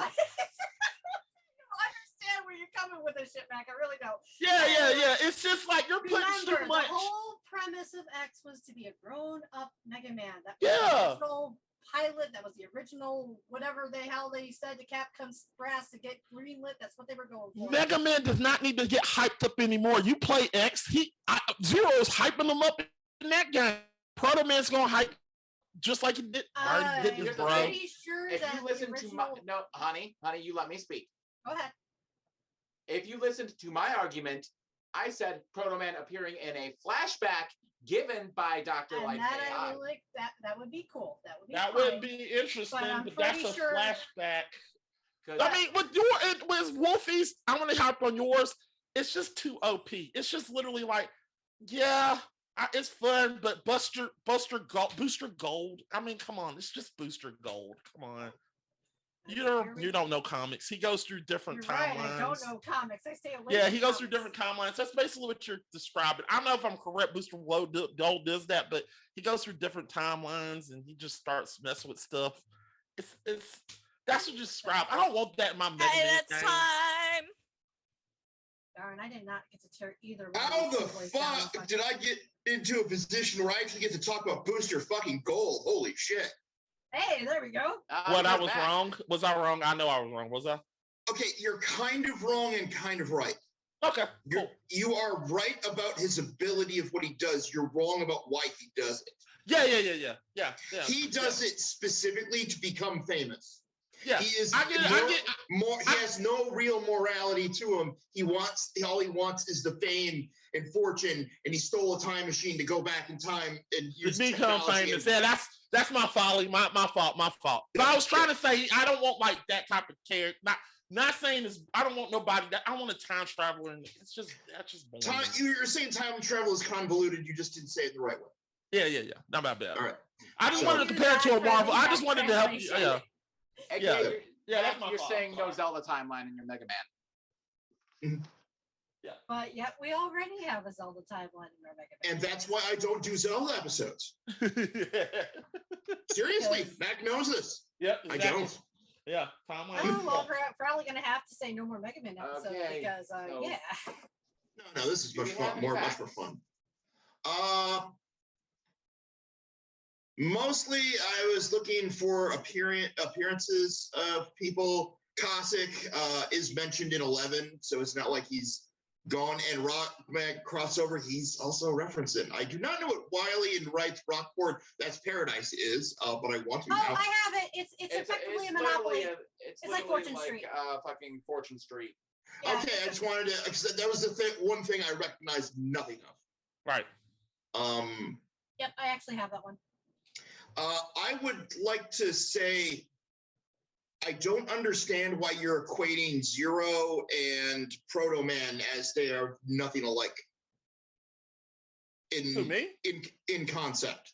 Yeah, you, because I didn't understand. I'm not saying they're nothing alike. I said they're alike. No, they are not alike because Proto Man is weaker and has to have a shield and is like losing power in shit. He's not a good model. In Zero, his whole point is that he keeps on being stronger and better and cooler. And Proto Man, the reason he's called Blues is even not only the music reference, but because he's a sad character. Yeah. So to me, that's why I didn't understand that at all. Okay, I get what you're saying. Yeah.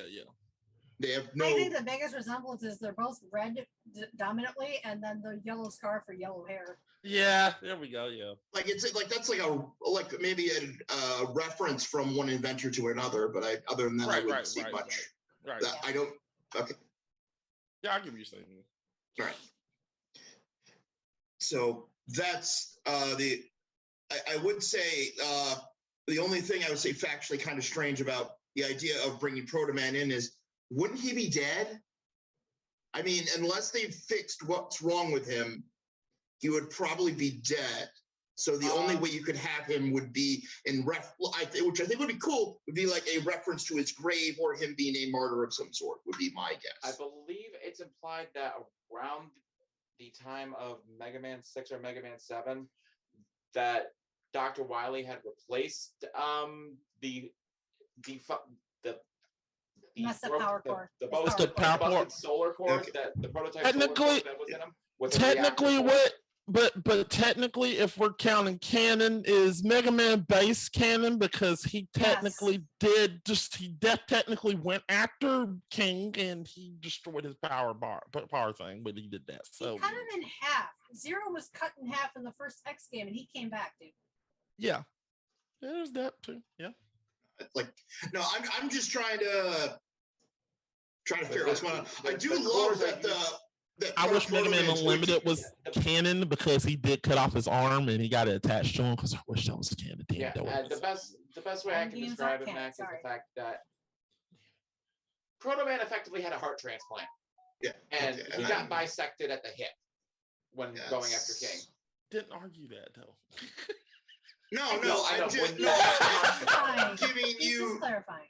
Clarifying that would be, if you were to look at it, more than likely that would make the most sense. That you probably wouldn't be alive. Yeah. I get what you're saying. That's what I'm saying. Like you were talking about maybe Cossack coming back to an AI, so you can't be against this concept. Yeah. I understand that. Yeah. I said come back as an AI. I admit Cossack is dead if in this timeline. If he was alive, that'd be amazing. But I know he'd be dead. And see, that's the thing too. Like it's so hard with the X series because there's just so many things that they decided to retcon or change halfway through the goddamn series. Yeah.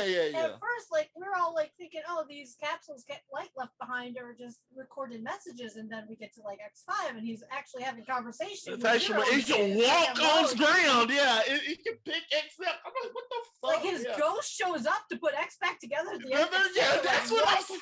Not even fuck. Excuse me. Kenji, what the fuck you do? Like you're dead, dude. What's up? What you do, Kenji? Damn it. Yeah. That just threw everything on its head. All right. So I just wanted to clarify what I found. Yeah, no, we understand. You're good. You're good. Fact check them's good. Yeah. All right. John, since you admitted that you don't know what you're doing, I want to know why you don't know what you're doing and why their arguments are good. I mean, that's what I've been doing for about 43 years now, just not knowing what the hell I'm talking about. But you gotta have known something. You're the champ, right? True. I don't know. I won. I claim to know nothing. I just have BA and BS. As far as the characters are concerned, Proto Man was always a fun character, but I think I don't know. He's not my cup of tea. I guess I just got to figure out like how I would put him in the world myself, and how I could see him as a viable character. Over one, I guess I'm not just too attached to him. So for this one, I would have to give to Mac for Dr. Cossack.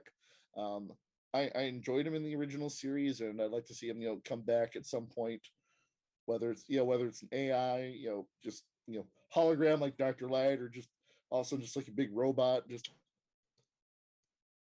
a robot version of Dr. Cossack. That's what I want. Just bring back the sea, damn it! Bring back the sea. I'm gonna agree that that is a fair assessment, because I mean, I will fully accept that Overone's a weak choice on my end, but I mean, he only had one game. It's like, well, I mean, you want a Cossack, and you want to be able to bring other characters from other timelines, and there you go, perfect option. Yeah. So I'm just glad we go on.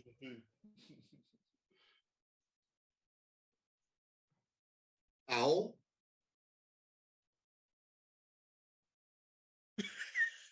Are you alive? If we can't, my husband just gave me flaming hot Doritos, so I was like slowly dying. Not Takis? What a poser. Takis are too hard. I like them.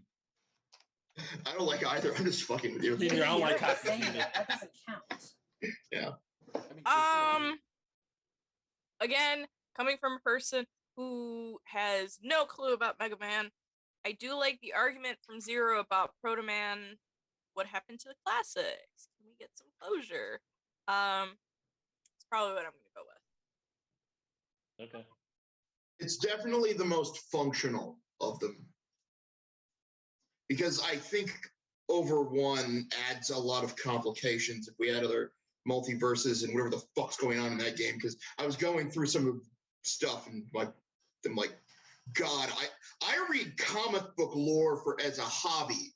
And if I had known that there was only classic that Mac was originally wanting, I would have picked something like Roll. I would have picked. No, I understand. Rush. Honestly, I would have picked Rush. I understand that. That's what would have been too. Yeah.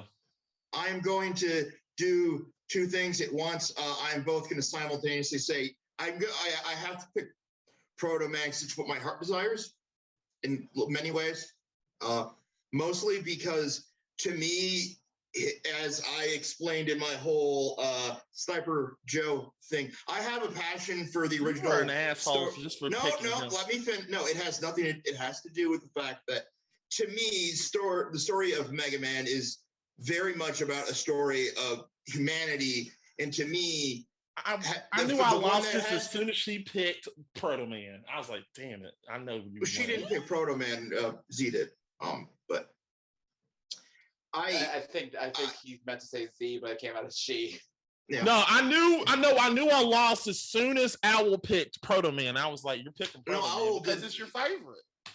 No, it is my favorite. I knew you were gonna. Oh, you're saying that clinched it. I got it. Yeah. Okay. That's what clinched. As soon as he picked Proto Man, was gonna win because you have a big detective. And which I do, but I do also think that the other two are a lot more complicated to be put in there, and I'm not sure what actual function it would bring to the continuity and making the Mega Man X continuity better or more understandable to outsiders. Where understanding where this Proto Man story ends and the other stories begin would actually help.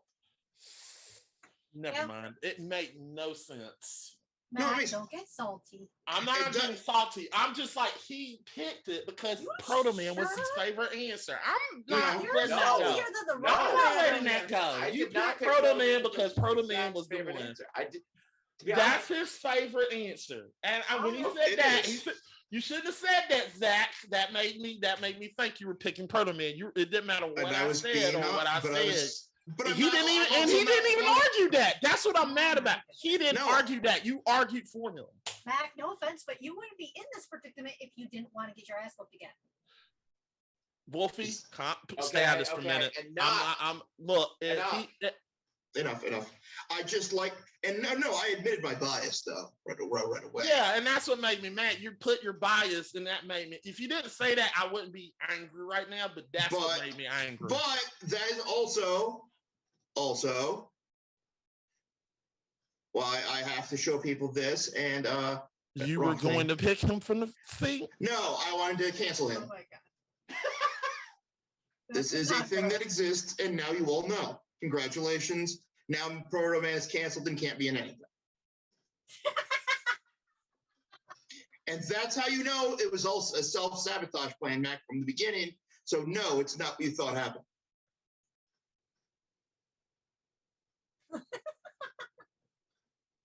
Okay. Anyone else want to play 5D chess with me? I'll play 10D chess with you. You have fun with that, dear. But anyway, we got one more question, right? Yep, one more question. Let's go on. Yeah. Well, if I can say real quick, Mac, I didn't pick Proto Man because I figured it'd be Zach's favorite answer. Come on. Next question. Okay. He's gonna get worse if this goes further. Don't continue it. I'm already upset. I'm upset with that. Yep. That was a bullshit answer. I'm mad. Mm-hmm. This is the best time to get y'all. Mm-hmm. What video game character should play the live action Zero? Live action? I thought we've picked that's live not the way the question was game character. It will be CGI. It will not. It doesn't mean live action. Live action. It means the person is going to play character as a. You know how it goes. No. The way the question was posed to me is like take a character to replace Zero. Like what character? Well, that's usually the way that those questions tend to play out. It's just pick a character, replace Zero for whatever they're trying to do. When we say live action, we mean live action like how the Lion King movie. Yeah, that's what we mean. Action. Yeah. You know what I mean? That's more what we're talking here. I stay away from Disney. No, but okay. You know how it does? It's supposed to look photorealistic, but it's technically animated. Okay, come. That's what we mean. CGI They're not human actors. They're fake. Yeah, that's right. But I still never watched it. But you're like, go on, let's just get this over. All right. Wolf, let's get your answer over with then. All right. So I picked Wolf from Sekiro. Well, I picked that is the wrong thing, isn't it? Yeah, Yes, I totally picked over one yet again for this question. That'd be freaking hilarious. Yes. Crap. I'm trying to figure out if my OBS is freaking out on me. OBS freaks out on everybody. It's just OBS. Oh, I know. I'm just saying it it's an open source thing. It has. There we go. Well, I believe this is the right thing. Yes. Yes, that is Wolf. The wolf fixed the wolf. Yeah. So from Sekiro. Yes. People that everyone's going to know Sekiro. Yes. So, let's see if I got Z right. All right. I chose Raiden from Metal Gear Rising. I did. Sweet. Matt, did I get this one? Let's find out if I got this one right. Orin from Final Fantasy X. You got it right. Okay, now I have an exact timeline of when those THC gummies kicked in. So. Well, I'll give it one thing. Mac picked somebody who was already dead. All right. Considering Zero's died more times in the series than the fandom can count. Spoilers. Your character's immortal. Sorry, Hey, spoilers. Wolf, you got 3 minutes. Okay, so I picked I keep wanting to call him Sekiro, even though his name's definitely not Sekiro. I picked Wolf because the whole purpose of Sekiro is that he's Z, you're gonna have to correct me here. I forget the name of the little boy that he's taking care of. The dragon kid, dragon boy. That's his job. His job is to take care of the dragon boy and do any things that dragon boy wants to do. I cannot remember that kid's name right now. I'm sorry. Or Ishi? Is that no, that's definitely not it. Anyway, but Zero's kind of the same way in the X series, especially when you get towards like later on in like the later X titles or even into the Zero series. Like X wants to have close of a utopia as humanly possible, and Zero's like, I'm just gonna do whatever my buddy wants me to do, and that's what I'm gonna do, and that's it. He doesn't care if you're human, he doesn't care if you're Maverick, he doesn't care anything. If X says you need to go, that's it. He's kind of like the attack pit bull dog. So Wolf is a lot like that, and bonus points, he already has a mechanical arm and has already had body parts amputated, which Zero has also already had body parts amputated. He also does kind of have a little bit of a ponytail, not as long as our red and golden hero, but either way. I just figured, especially he's also very proficient with swords, just like our boy. So I figured Wolf, considering I will do whatever my lord tells me to do, and Zero's kind of the same way as we get later on in the series, I figured that's probably going to be the closest one to replace him. So that's what I went with.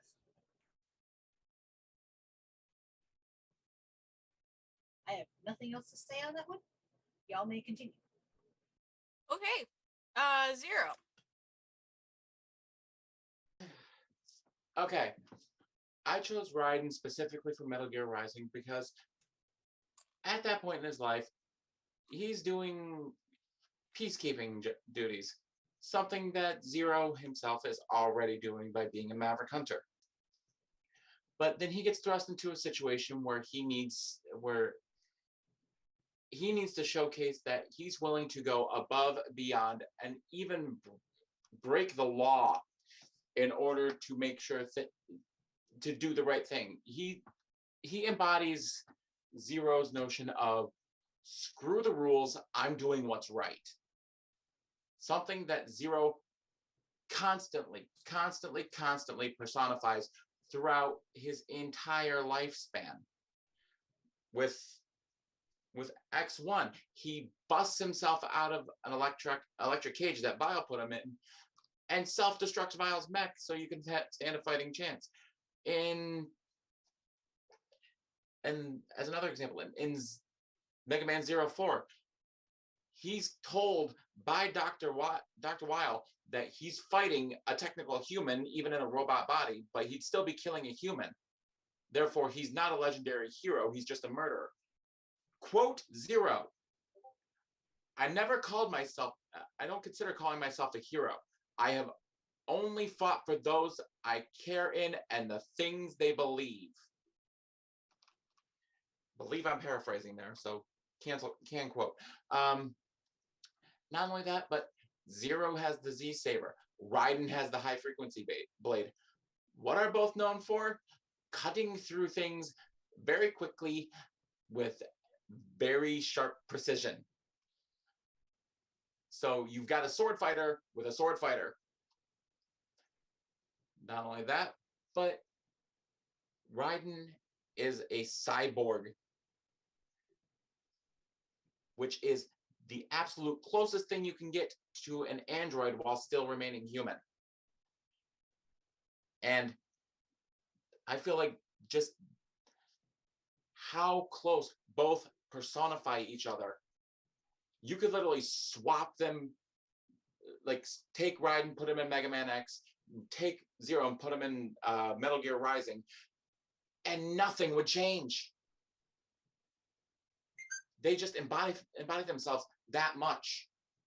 And that's all I got.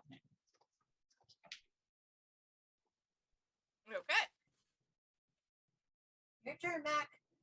Mac, you got 3 minutes, sir. Okay. Look, Zero to me is all about encouraging people. He's encouraging Mega Man. In Mega Man X, he encourages X to, like, when X is literally taken by Val, he's literally at his lowest point. And he literally teaches, he literally just goes in there and just destroys Val's arm and does all that. That's what Orn does in Final Fantasy X. When Tidus is late beginning, he's like, I don't know how to be a fucking guardian. I don't know how to do this shit. But Orn is like the example. He sets the tone. He sets the example where the apprentice, he literally sets him up to be a great guardian. Because if you see at the beginning of Final Fantasy X, you see it goes from the beginning to the end. You know, Tidus is actually almost like, you are literally almost on par with Orn. Orn is still up there, but you know how far you got to go. But towards the beginning, towards the end, you're getting better as Orn is getting better, but you're not that far behind. You're getting better than Orn, but Orn is still keeping pace with him. So that's the way I said it. He does that whole setup of Zero is literally strong, it gets stronger as he goes. Orn does the same thing. He gets stronger as he goes. And that's what Tidus does. Tidus is like Zero, like Mega Man. He's weak at the beginning, but he gets stronger as the game gets along and becomes the strongest. And that's the way you need it. And I feel like Orn could do that.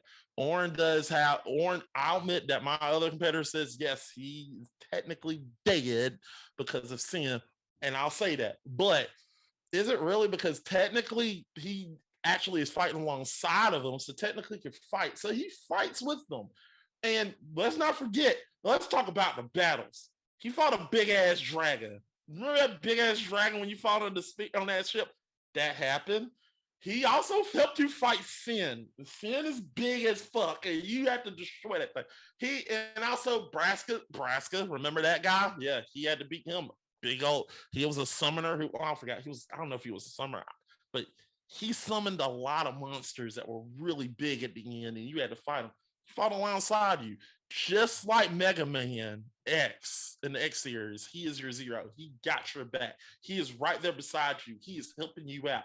He is not trying to lead the pack. He is the person that's trying to help you. He has your back. Zero is a person that has your back, and Orn has your back. And this is why I think he would be the perfect Zero, because you have to have that person to have your back, and Orn does it.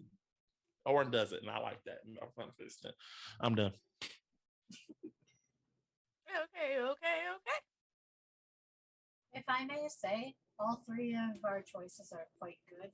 And the thing is, I think also we have to remember that the X series is 25 plus years old, and Zero has grown quite a bit as a character. Like, Mac's choice is definitely beginning Zero, and I'd say mine is more towards the end, and Zero's is definitely just up in the middle, or just continuous, whatever, considering the cyborg thing. So it just goes to show, like, we have to remember which one's going to be the most definitive of just continuous throughout his entire role, because he's grown quite a bit as a character. Yeah, I get what you're saying. Yeah, I understand that. All right. You guys can all be correct in those statements, even though at the surface some of them may appear to be contradictory. Right. Yep. He's done all of these things over time. Yeah. Mm-hmm. Okay. Is that the more simple way to put that? Yeah, we understand. Yeah, I understand what you're saying. Okay. So no biases towards anybody's being more valid over the other based off that kind of thing, because it's not going to matter. No. Right? Just putting that out there. Are you ready to fight? Yeah. Can they fight with this one? Really? Yes. Yes. I feel like I took the hot air out of the balloon with that statement. I'm sorry. I forgot. There's supposed to be a bloodbath. But I guess We're ready? Yeah. 5 minutes on the clock. In 3, 2, 1, go. Okay, hold the phone for anybody. First off, honey, I'm sorry. Wolf can only act when instructed to, given the fact that he is honor bound by a freaking code given to him by his adoptive father. The only time he can act is when Kuro says he can act or his father says he can act. Therefore, he is literally unable to do anything unless told otherwise. And you think that Zero isn't? Because you're like, Zero has he done can go things- and No, he has to have that. He has to be ordered to do something. You literally just he's what- a what- master hunter. what's the? You basically picked. You have to follow the rules. You basically if he was picked. able to do whatever he wanted, why are You Zero and basically Colonel picked- dead? Why are Iris and Colonel dead?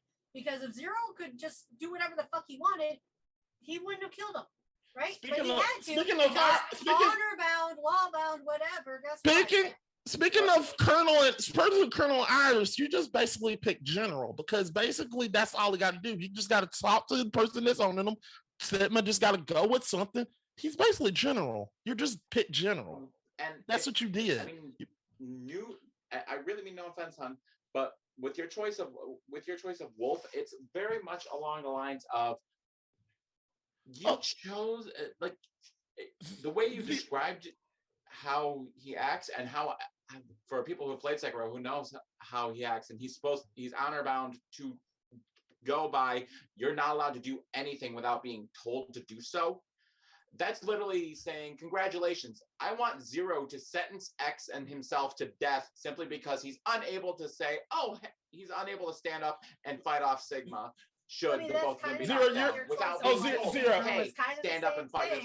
Zero, you're not getting away with this unscathed. I'm a Metal Gear fan, and you know this. And I know Zach is literally a Metal Gear Rising fan. And let me tell you something. What you described in Metal Gear Rising is not the full story. You got a quarter of the story of Raiden.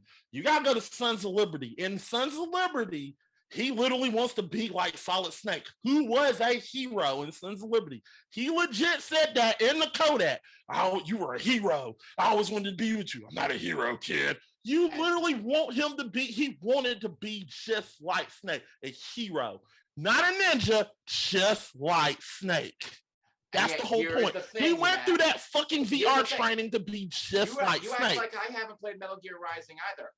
I'm not talking about Metal Gear Rising. You picked Metal Gear Rising. You picked Raiden. Okay, Max. Yeah, but you gotta go full story. Solid. We have it. He's played it. Trust me, he's played it. And I've also played Sons of Liberty as well. But you go full scope. It's literally that. You gotta go with what you gotta go full scope, and he doesn't do that in the past. Here's the thing, though. The end of Metal Gear Rising. Which one is going to replace Zero the best?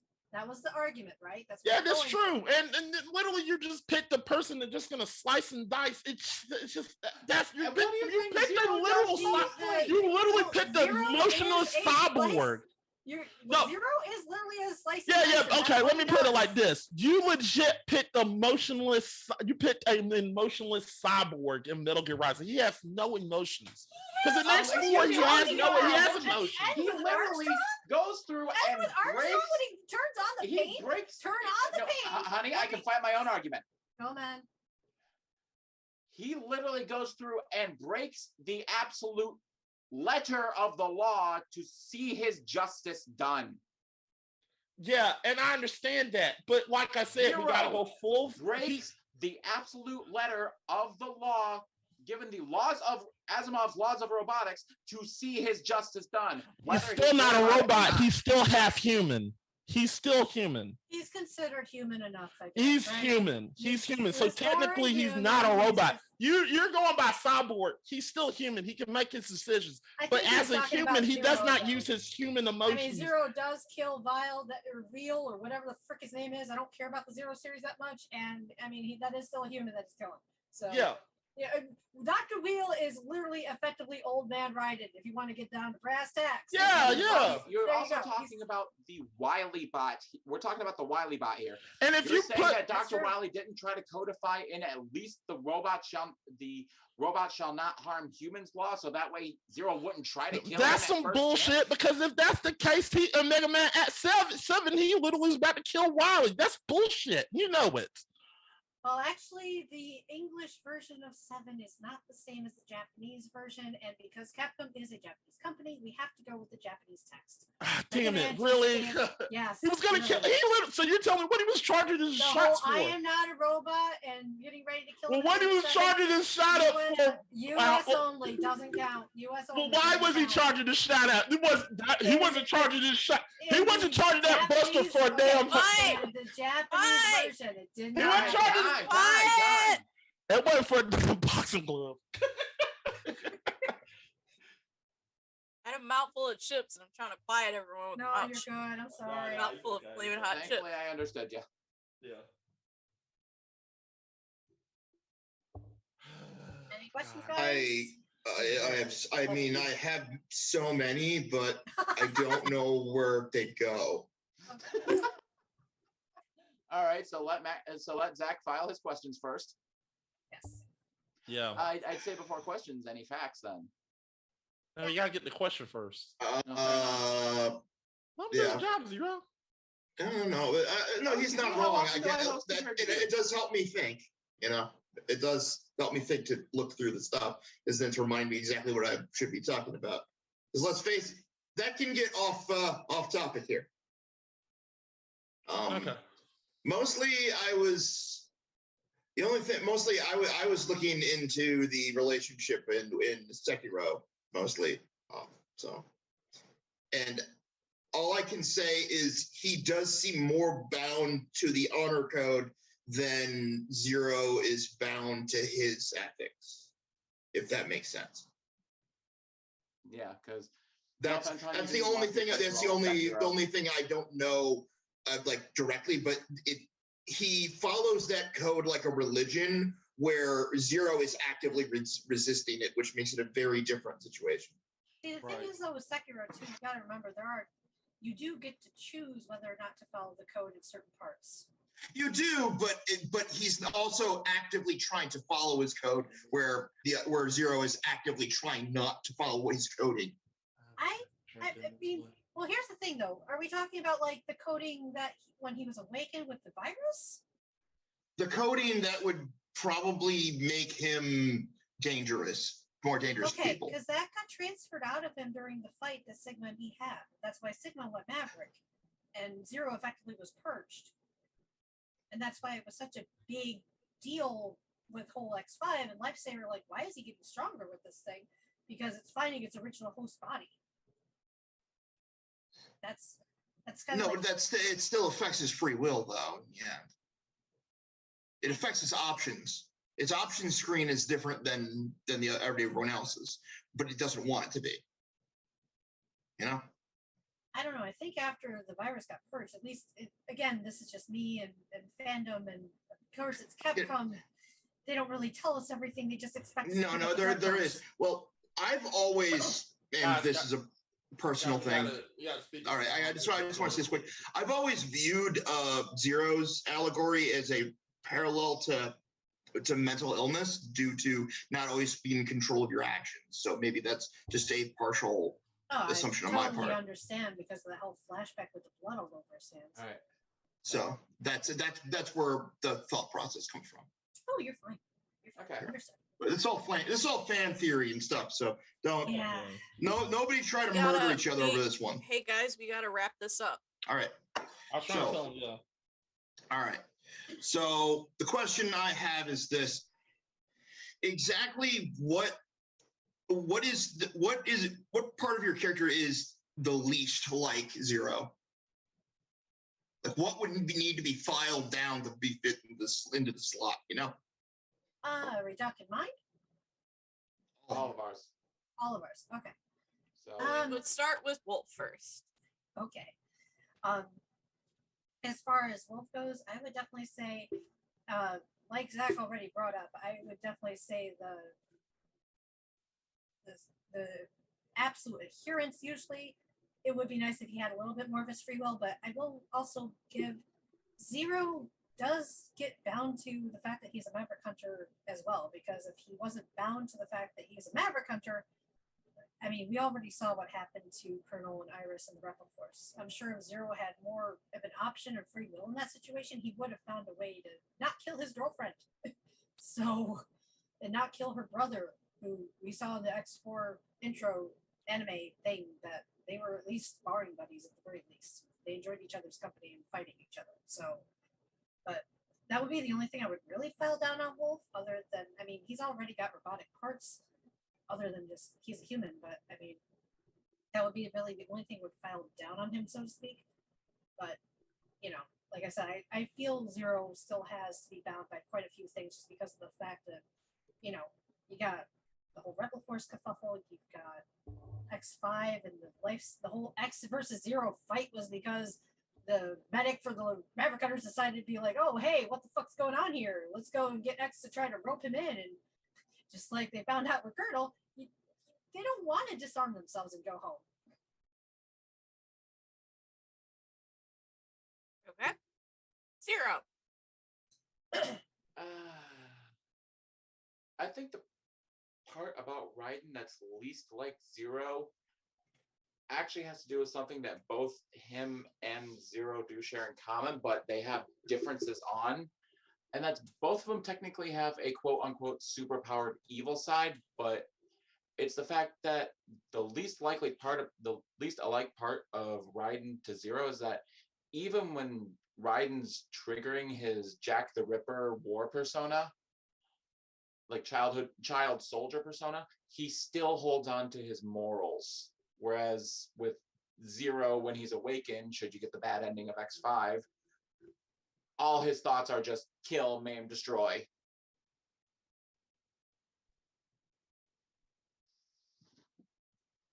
So, yeah, short and simple. Mac. It's tough because Orin can literally just say fuck the orders and go right for whatever is the best way possible. If there's something immoral and it's something that's against the law, he'll go for it and he'll go against the law just to help something go. Just like with the whole Eunice situation, he literally disobeyed orders just to save Eunice. He's like, fuck that, we're gonna stop this wedding. You know, I would say his teaching methods of, encouraging, he does got that like an asshole mentality, not like an X10 where Zero was nice and humble a little bit. Orin can be an asshole. I'll put it like that. So I guess he's not how he delivers his teachings is more of an asshole mentality. So I would say that. That's fair. We didn't see Zero telling X not to cry. Yeah. Yeah. True. Okay, that answers those questions actually quite well. I'm going to start with the champ's opinion on this, because this is interesting. Because part of what's weird with Raiden is figuring out sometimes what is real and what wasn't in parts of that in his early backstory. So I don't know. At least to me. But John, I'd like your opinion. Yeah, I think everyone brought up very excellent points. These are like three sides of the same coin, different parts of it. I think it's just a matter of like which character. If for me, it's just a matter of I want to see a character who's just a carbon copy, and like you could just do a swap, or see someone that could bring something interesting to the mix. And I think for Orin, I think that's what I'm looking for personally. I want something that kind of gives me that feeling of Zero, but just enough new stuff to it that make it like, okay, I let I can get behind this angle of the character. So that's what I'm going with. I'm going with Mac and Oren. All right. Oh. I concur. Okay, I am so glad it does not matter what I say. I'm gonna be honest. You were picking Raiden. No, I wasn't. If anything, I was going to give Zia a lecture on my belief that I believe Raiden is in a way a reaction to characters such as Zero. That he is actually in that chain of events. That's how that would work. So, if he would have won, I would have lost my shit. I'm like, I'm not Metal Gear Solid. As much as I love Raiden and Metal Gear Solid 2 and Rising, which Mac knows, considering he's yelled at me several times for my love of this, it's not out of that. It's, I believe, explicitly considering how they came about. With Zero, you don't see the process because it's all digital and technical and not really visualized, but you see all of the trauma. And in a way, I see the way Kojima did it as a reaction of not being able to see or portray that kind of thing back then. That's at least how I've always interpreted it. So no, if anything, that's what would have happened. Okay. But the other thing is I do not like perpetuating the idea, though, also of overusing the whole lone wolf and cub kind of aesthetic over and over again. I think we may have run that well dry. Okay. So I actually would have went with you because you're the kind of the mean in between of what these are. Wow. But I think that yours is also very flawed. So that's it. Okay, cool. I got a point. You lose some. I got a point, so I don't care. You were not shutting me out, so fuck you guys. So it sounds Moral like victory. Sounds like 0, 1, and me and Mac tied for 2, right? Yeah. I'll take it. Yeah, exactly. I'll take it. I'll take my point. Yeah. Wow. I won the second Mega Man X, and yet I still lost Sonic. What the fuck is this universe I'm living in? It's okay, babe. That's because your answers are not good in Mega Man the Sonic one. I mean, honestly, I thought I had it, but it's fine. You never know until you jump in on a fight what's going to happen. No, I believe that the champ can back me up with this concept of you never know until you get jumped in. You basically, it's live. You're not going to know. I had my answers in 3 months ago. I definitely fully understand your reasoning, Zach, and that I'll be honest. I think I was leaning more hard into the Zero series angle on it because it's along the lines of at that point, Zero in the Z franchise is very much. Yeah, he acts lone wolf, but he does it so that way he can kind of protect those he cares about. Yeah. I think it's also he's just been hurt so much at that point he doesn't want to let anybody in too close. John, have you played? Please tell me you played Metal Gear Solid other than Rising. Yes. Okay, thank God. Okay, good. Anyway, I feel better because y'all guys need to play more Metal Gear Solid, not that bullshit. Max, I have no time to work on my shop. Okay, no. See, here's the thing. If you don't want me to play the bullshit, then congratulations. I have no plans of playing Metal Gear Survive. Don't play Metal Gear Survive. Play Metal Gear Solid 1 through 3. Okay. 1 through 4. Actually, I say start earlier. Go with the original Metal Gear for MSX. It's actually really worth your time. It's just one of the first stealth games ever made. Right. All right. Well, let's let Wolf and Zero plug so that way they can go ahead and get out early. Yep. Yeah, we do have a 8-hour car trip on the way, so. All right, Annie, you go first. All right. Oh gosh, I did this last time, and now I already forgot how I do it. Crap. So you know what? Z, you go first. All right, fine. Guys, you can find me hanging out here with the Lovable and sometimes very angry and loud Gamer Grudge crew at GF1 Studios. Because as much as we tend to make Mac's blood pressure rise, at the end of the day, you can't help but love him on the fact that he does come up with some very interesting questions, even if he can't argue his way out of a towel with them. I want a point, damn it. Hey, you want 8? I won 2. You said I was going to get 0. I got 1. You got lucky. So anyway, you can also find me on Twitch at twitch.tv/Crimson Shooter, as spelled up above, CRIMZON Shooter. My schedule is going to be opening to Friday, Saturday, and Sunday for streams. No definitive any games you're planning on? I'm gonna find what works for me. I think he's gonna be. Didn't you say you were gonna start Devil May Cry 5 soon? Yeah, about 5. Yeah, somewhere about 5 o'clock. He's also doing Kingdom between Hearts 5 and Challenge 9 runs. somewhere. Oh, are you gonna attempt the speed run of 5?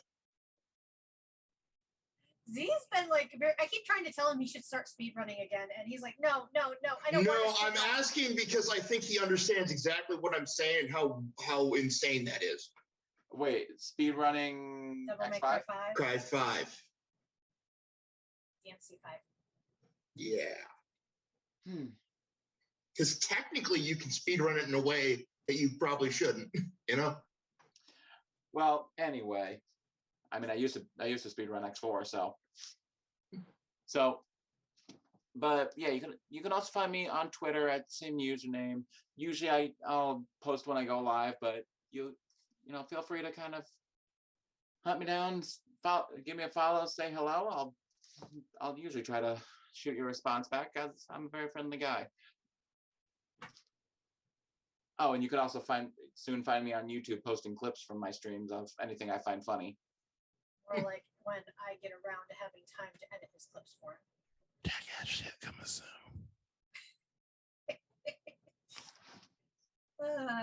Anyway. Look, I was mad. I'm not gonna lie.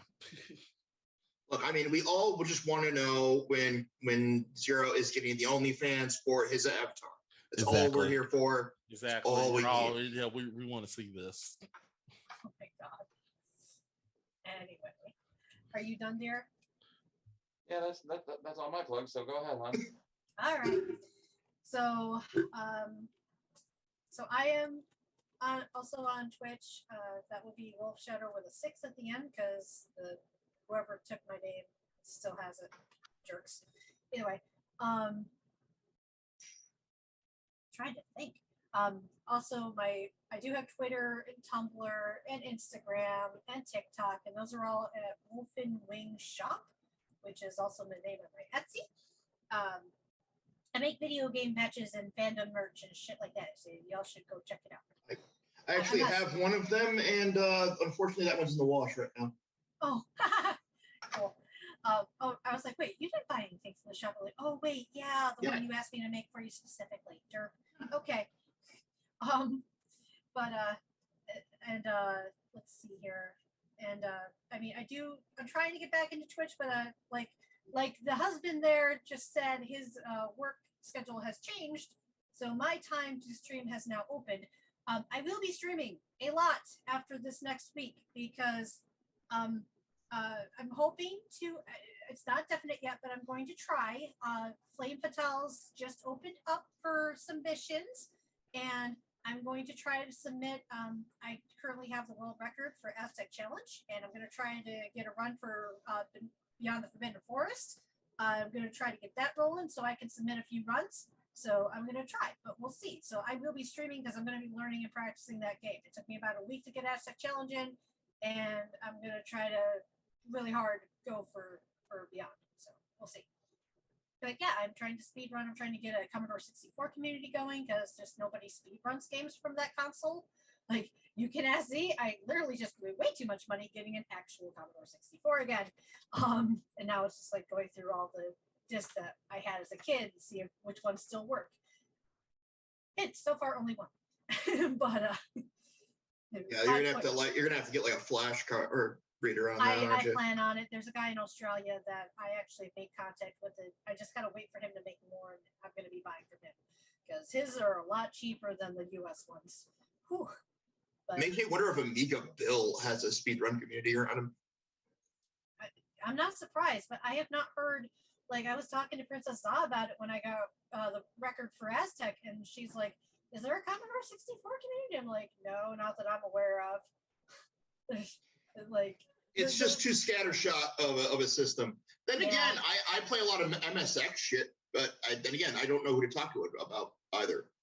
Yeah, I had a Commodore as a kid, and then I inherited a small pile of about 32 floppy disks from when my dad passed away, and because his wife hawked everything else of any value, so we only got a small handful of the stuff that he actually had promised to us when he passed. So, yeah, but unfortunately, those old floppies, they are notorious for dying for random reasons, and they've been just sitting in storage for 10 plus years. So, what else? If you breathe on those fuckers wrong. All y'all younger people don't know the pain of loading DOS. Oh yeah. Oh, I remember the pain of loading DOS just to play Warcraft. I remember loading DOS to play stuff like ZZT, which was like literally one of the first like text. It's all in ASCII. All the graphics are ASCII. I loaded DOS. You know nothing. I loaded DOS to play Mega Race, so fuck all of you. I'm pretty sure that I'm the oldest out of all of you. Yeah, so. true. Yeah, true. Mega Race. Never heard of that one, but I mean, see, we didn't have an IBM computer that would run DOS. We literally just had the Commodore until. Lance Boyle, what the fuck, you guys? Lance Boyle is the best announcer. Fuck you guys. That game is awesome. What? Nah. Why are you getting Lance Boyle, you get to shoot cars. It's awesome. It's fucking awesome. Love it. I'll take your word for it. I'm not doubting you.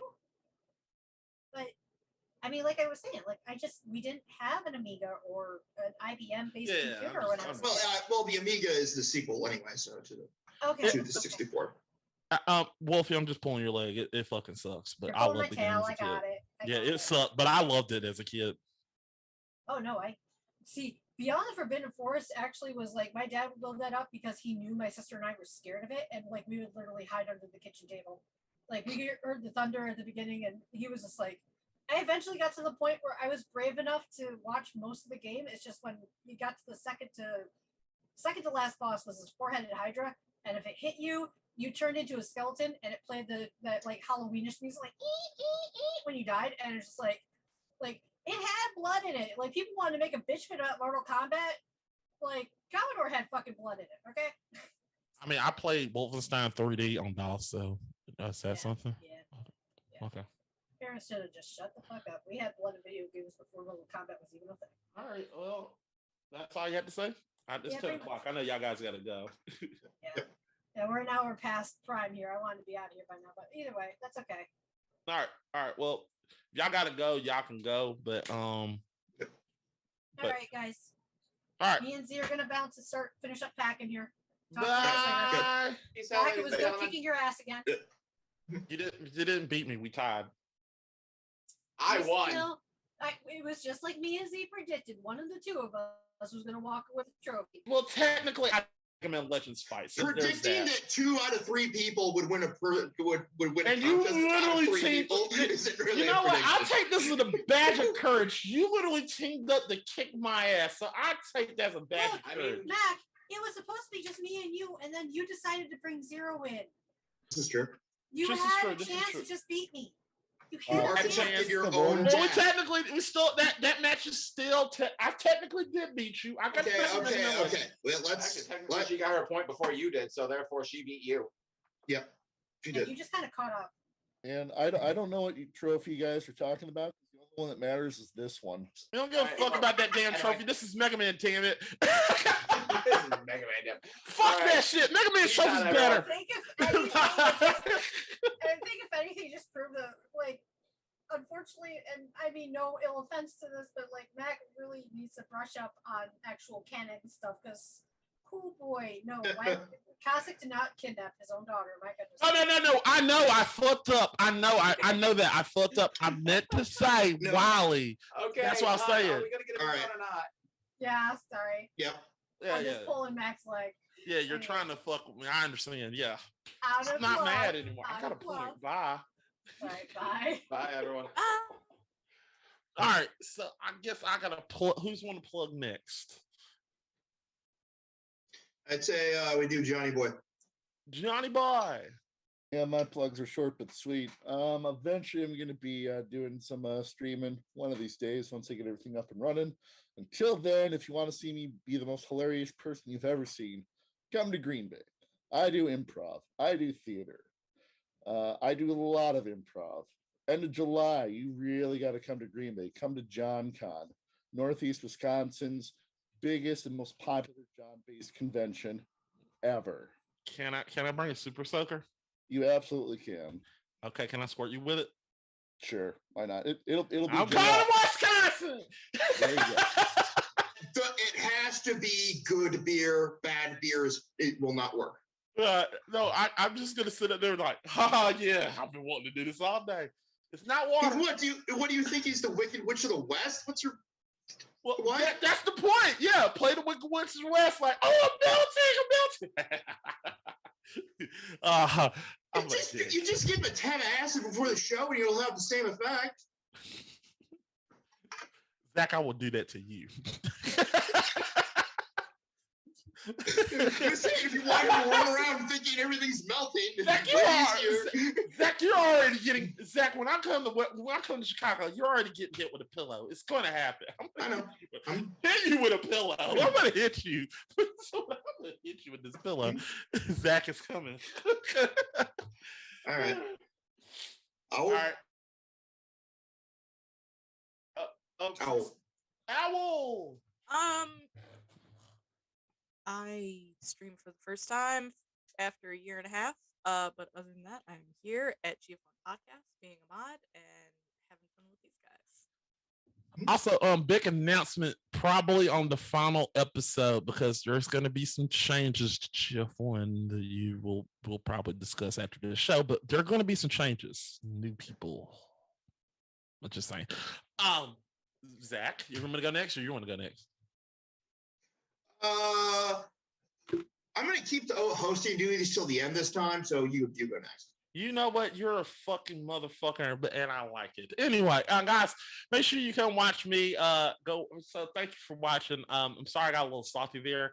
It's literally when, guys, I'm just being honest. When you get into these fights, sometimes you get a little bit too passionate, and you get into it, and then you got to take a time out and calm down a little bit.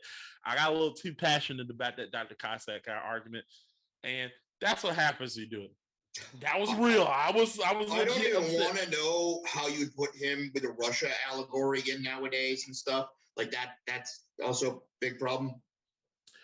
That was Capcom in 1988. So come on, it was 1990s. No, but I'm saying you'd have to use modern Russia, and their idea of Russia as a comparison point. That sucks. Yeah.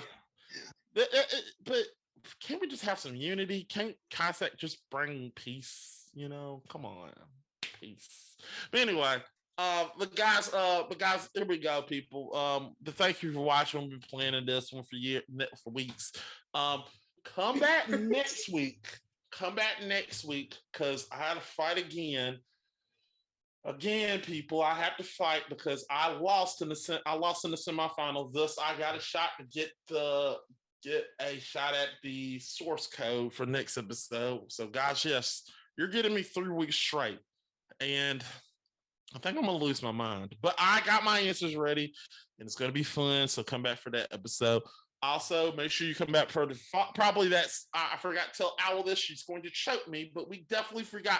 We got to do a Saturday episode because we have to point out that we have to give out another code to the last 2 fighters who won the first 2 episodes. Al, you can choke me out later. It doesn't matter. Just can you hold that choke until I come to Chicago and just choke me again? So that's all I'm getting out of this is you are really excited about Owl choking you, and that's getting uncomfortable. Well, Owl, you could beat me up. Owl's gonna beat me up. Let's put it like that, people. When we mean choke, we mean beat up. Make it any less. What I mean, choke, she's gonna beat me up. That's what I'm saying. So, Owl, you can beat me up when I come to Chicago. Just beat not down in making Chicago. it any better. Not making it any better. Well, what should I say? Damn it. Okay. No, you've dug yourself into a grave, Mac. I want to. John, what I did there is probably the peak of what you would do to improv somebody into the ground. Fair. You just hand them the shovel, let them do the digging. I literally let you make all of the rope yourself, and then you hung yourself, and then I watched it. But anyway, we're gonna be doing another Saturday episode where we had to find out. We got another code that's coming out, so it's not a code. It's not a source code. It's a new item that we're creating. I've talked it over with Zach, and we have created this new thing. I'm gonna try to look this up super fast, real quick, because I got it right here. How about we wrap this? We just wrap this up. It's called the grudge hack, so don't worry. What's called the grudge hack? So we got that. We're working on. We got that. The grudge hack. So they're gonna get that. We'll talk about that on the episode that airs. So they'll get a shot at getting that. Also, finals coming up soon, people. That is coming. We got that set up. We got that date set up. Who are you, my teacher? Shut up. And we do have the GF1 podcast that's coming out soon, people. Don't worry. We haven't forgot about you, GF1s. And odd jobbers. I call you odd jobbers, as Zach want me to call you. And also, we got a new show coming out. We got a new show coming. And it is called the last call with Cat and Mac and Cat. So it's a drinking show. A show where we literally drink and talk about game topics. So if you want to join us as we drink ourselves to gaming, and probably come up with some game. We're probably going to play a game at the end that has to do with drinking on every episode. So there's that. Make sure you come out because it's real fun. And guys, it's fun. Yes, if I had to pick I love Zach, but Zach is a person that I feel like will go darker with a drinking buddy. My drinking buddy is Cat. And Cat is the best drinking buddy I have. Huh? Oh yeah, no. The jokes get much darker. With me and Cat, it's more so we more vibe when we're drunk. It's more like considering how many Ed Gein jokes come out around here when the booze is flowing real heavy, I think it might actually be a local thing. Yeah. I don't know about you, John, but weird crap happens. I've done a scene about Ed Gein. Oh shit! But you see, so it might just be a Wisconsin thing, where the more we drink, the darker our jokes get. This was during an improv show where we drank, and I did an estate sale for Ed Gein. Right. It was hilarious. Also, how much do you know about? So you talked about nipple belts. I understand now. Yes. Okay.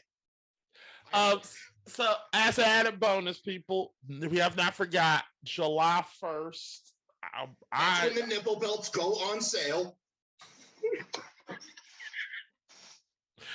July 1st, I will be in Chicago for Midwest Anime. So you will see me. Maybe Troll will be down there soon. I'm going to be down there. Zach is going to be down there. I know I'm coming. So get ready because I'm coming down there. Is it from Owl's Choking that you're coming? Yeah, you said that you were coming a couple of times. That disturbs me. Okay, I'm going to be down there. that is not any better. No, so much work. Not any better. Okay, John, I've never met a more natural, self barrier in my life than Mac. I love him. Okay, how about this? I will be at Chicago Midwest. There we go. Boom. And also, Chicago is north of where you're at, so. Okay, I will be in. Come on, Mac, you got the word. No, that's where you go, and that's Chicago. And that's who? And that's Chicago. Have you never seen Chicago? Rosemont. You uncultured swine. I will be in Rosemont, Illinois. Okay, damn, give him a moment. Rosemont, Illinois. I will be in Rosemont, Illinois. So if you want to come join us, I actually talked to TJ. TJ said he will definitely meet us. He want to see us. He'll definitely meet us. I told him, you want to meet up with us? He said, yeah. We got TJ wanting to join us. So we'll have we'll finally get to do that that Flyover State crossover where we just finally and we can just look. You know, Zach, we should just take photos with TJ saying we're doing a Flyover State crossover and send it to Ryan like we did it first, bitch. Just to piss Ryan off. But Ryan will rush down there and beat us up. So I don't want to do that. All right. Okay, all right, but so that's it. Go ahead, Zach. Okay. Can you put those links in the chat for me? Yes. Link. And then we're gonna do this one. Okay. And yep. So I was on a show earlier in the week with Ernest, Owl's husband, with Critical Ace Theory, talking about Ace issues, Jade Animation's coming out, all that good stuff, discussing that, some of the abortion issue, just some things about asexuality that Ernest brought up that are very interesting points that I don't know if people generally think. The point is to get more normal people talking about these issues. Okay. The other thing is I'm announcing on Wednesday at noon Central, I will be on F-Bombs stream talking about the business of Twitch politics, basically. All right. And how it works, what is sacrificed, what is gained, that kind of thing. What kind of things work, what doesn't, messaging, all that good stuff. Right. So that will be this Wednesday. I do not know my schedule after that yet. I do know my mother has another Florida trip coming home, and I tend to have to spend time maintaining the house when she's gone. So there's a chance that will happen. And that's what I got. Check it out. I will be doing that past the kerosene end of with F-Bomb doing talking about those issues, and go back. You'd have to go to mine probably to see the Critical Ace Theory, because Ernest dropped the N-word a couple of times. Okay. And he can't do that on Twitch, especially considering he doesn't show his face. Don't do that. Twitch I'll remind him. No, hold on, wait a minute. So time out. So I'm a black person. I can't say. Damn it. You can say it with make sure it has the A and is very emphasized. But I can't. Hey, according to Twitch, I can't call myself the C word that you would call a saltine, if you know what I mean. Yeah. We're not saying that. Well, yeah, we're not saying that. So let's not pretend. Yeah. That was I had a great time. I'll remind the hubby about that. But I'm leaving it up on mine until he catch me. Until somebody says something to me directly, I'm leaving it. What the hell? I'm just saying what the other people would say. I'm not mad about it. I'm just saying, what the hell? Yeah. Because I know, I understand it, man. All right, well, that's it, people. You have relinquished your rights, so I'm back as host. So guys, I'm here, and apparently a despot. Apparently a despot. Yeah, whatever. So guys, make sure you go watch us. Also, forgot to say, GF1 Sports will be back. Me and Will and Trill got to get it together. Trill's got to have something pop up, but we're gonna get back to it. We're gonna talk about some stuff, so get ready for that, and we'll have a guest on there. All right, so that's it, people. We'll see you next Monday for another episode of Gamer Grudge. Woo! See you. Bye. Bye. Tell him, try.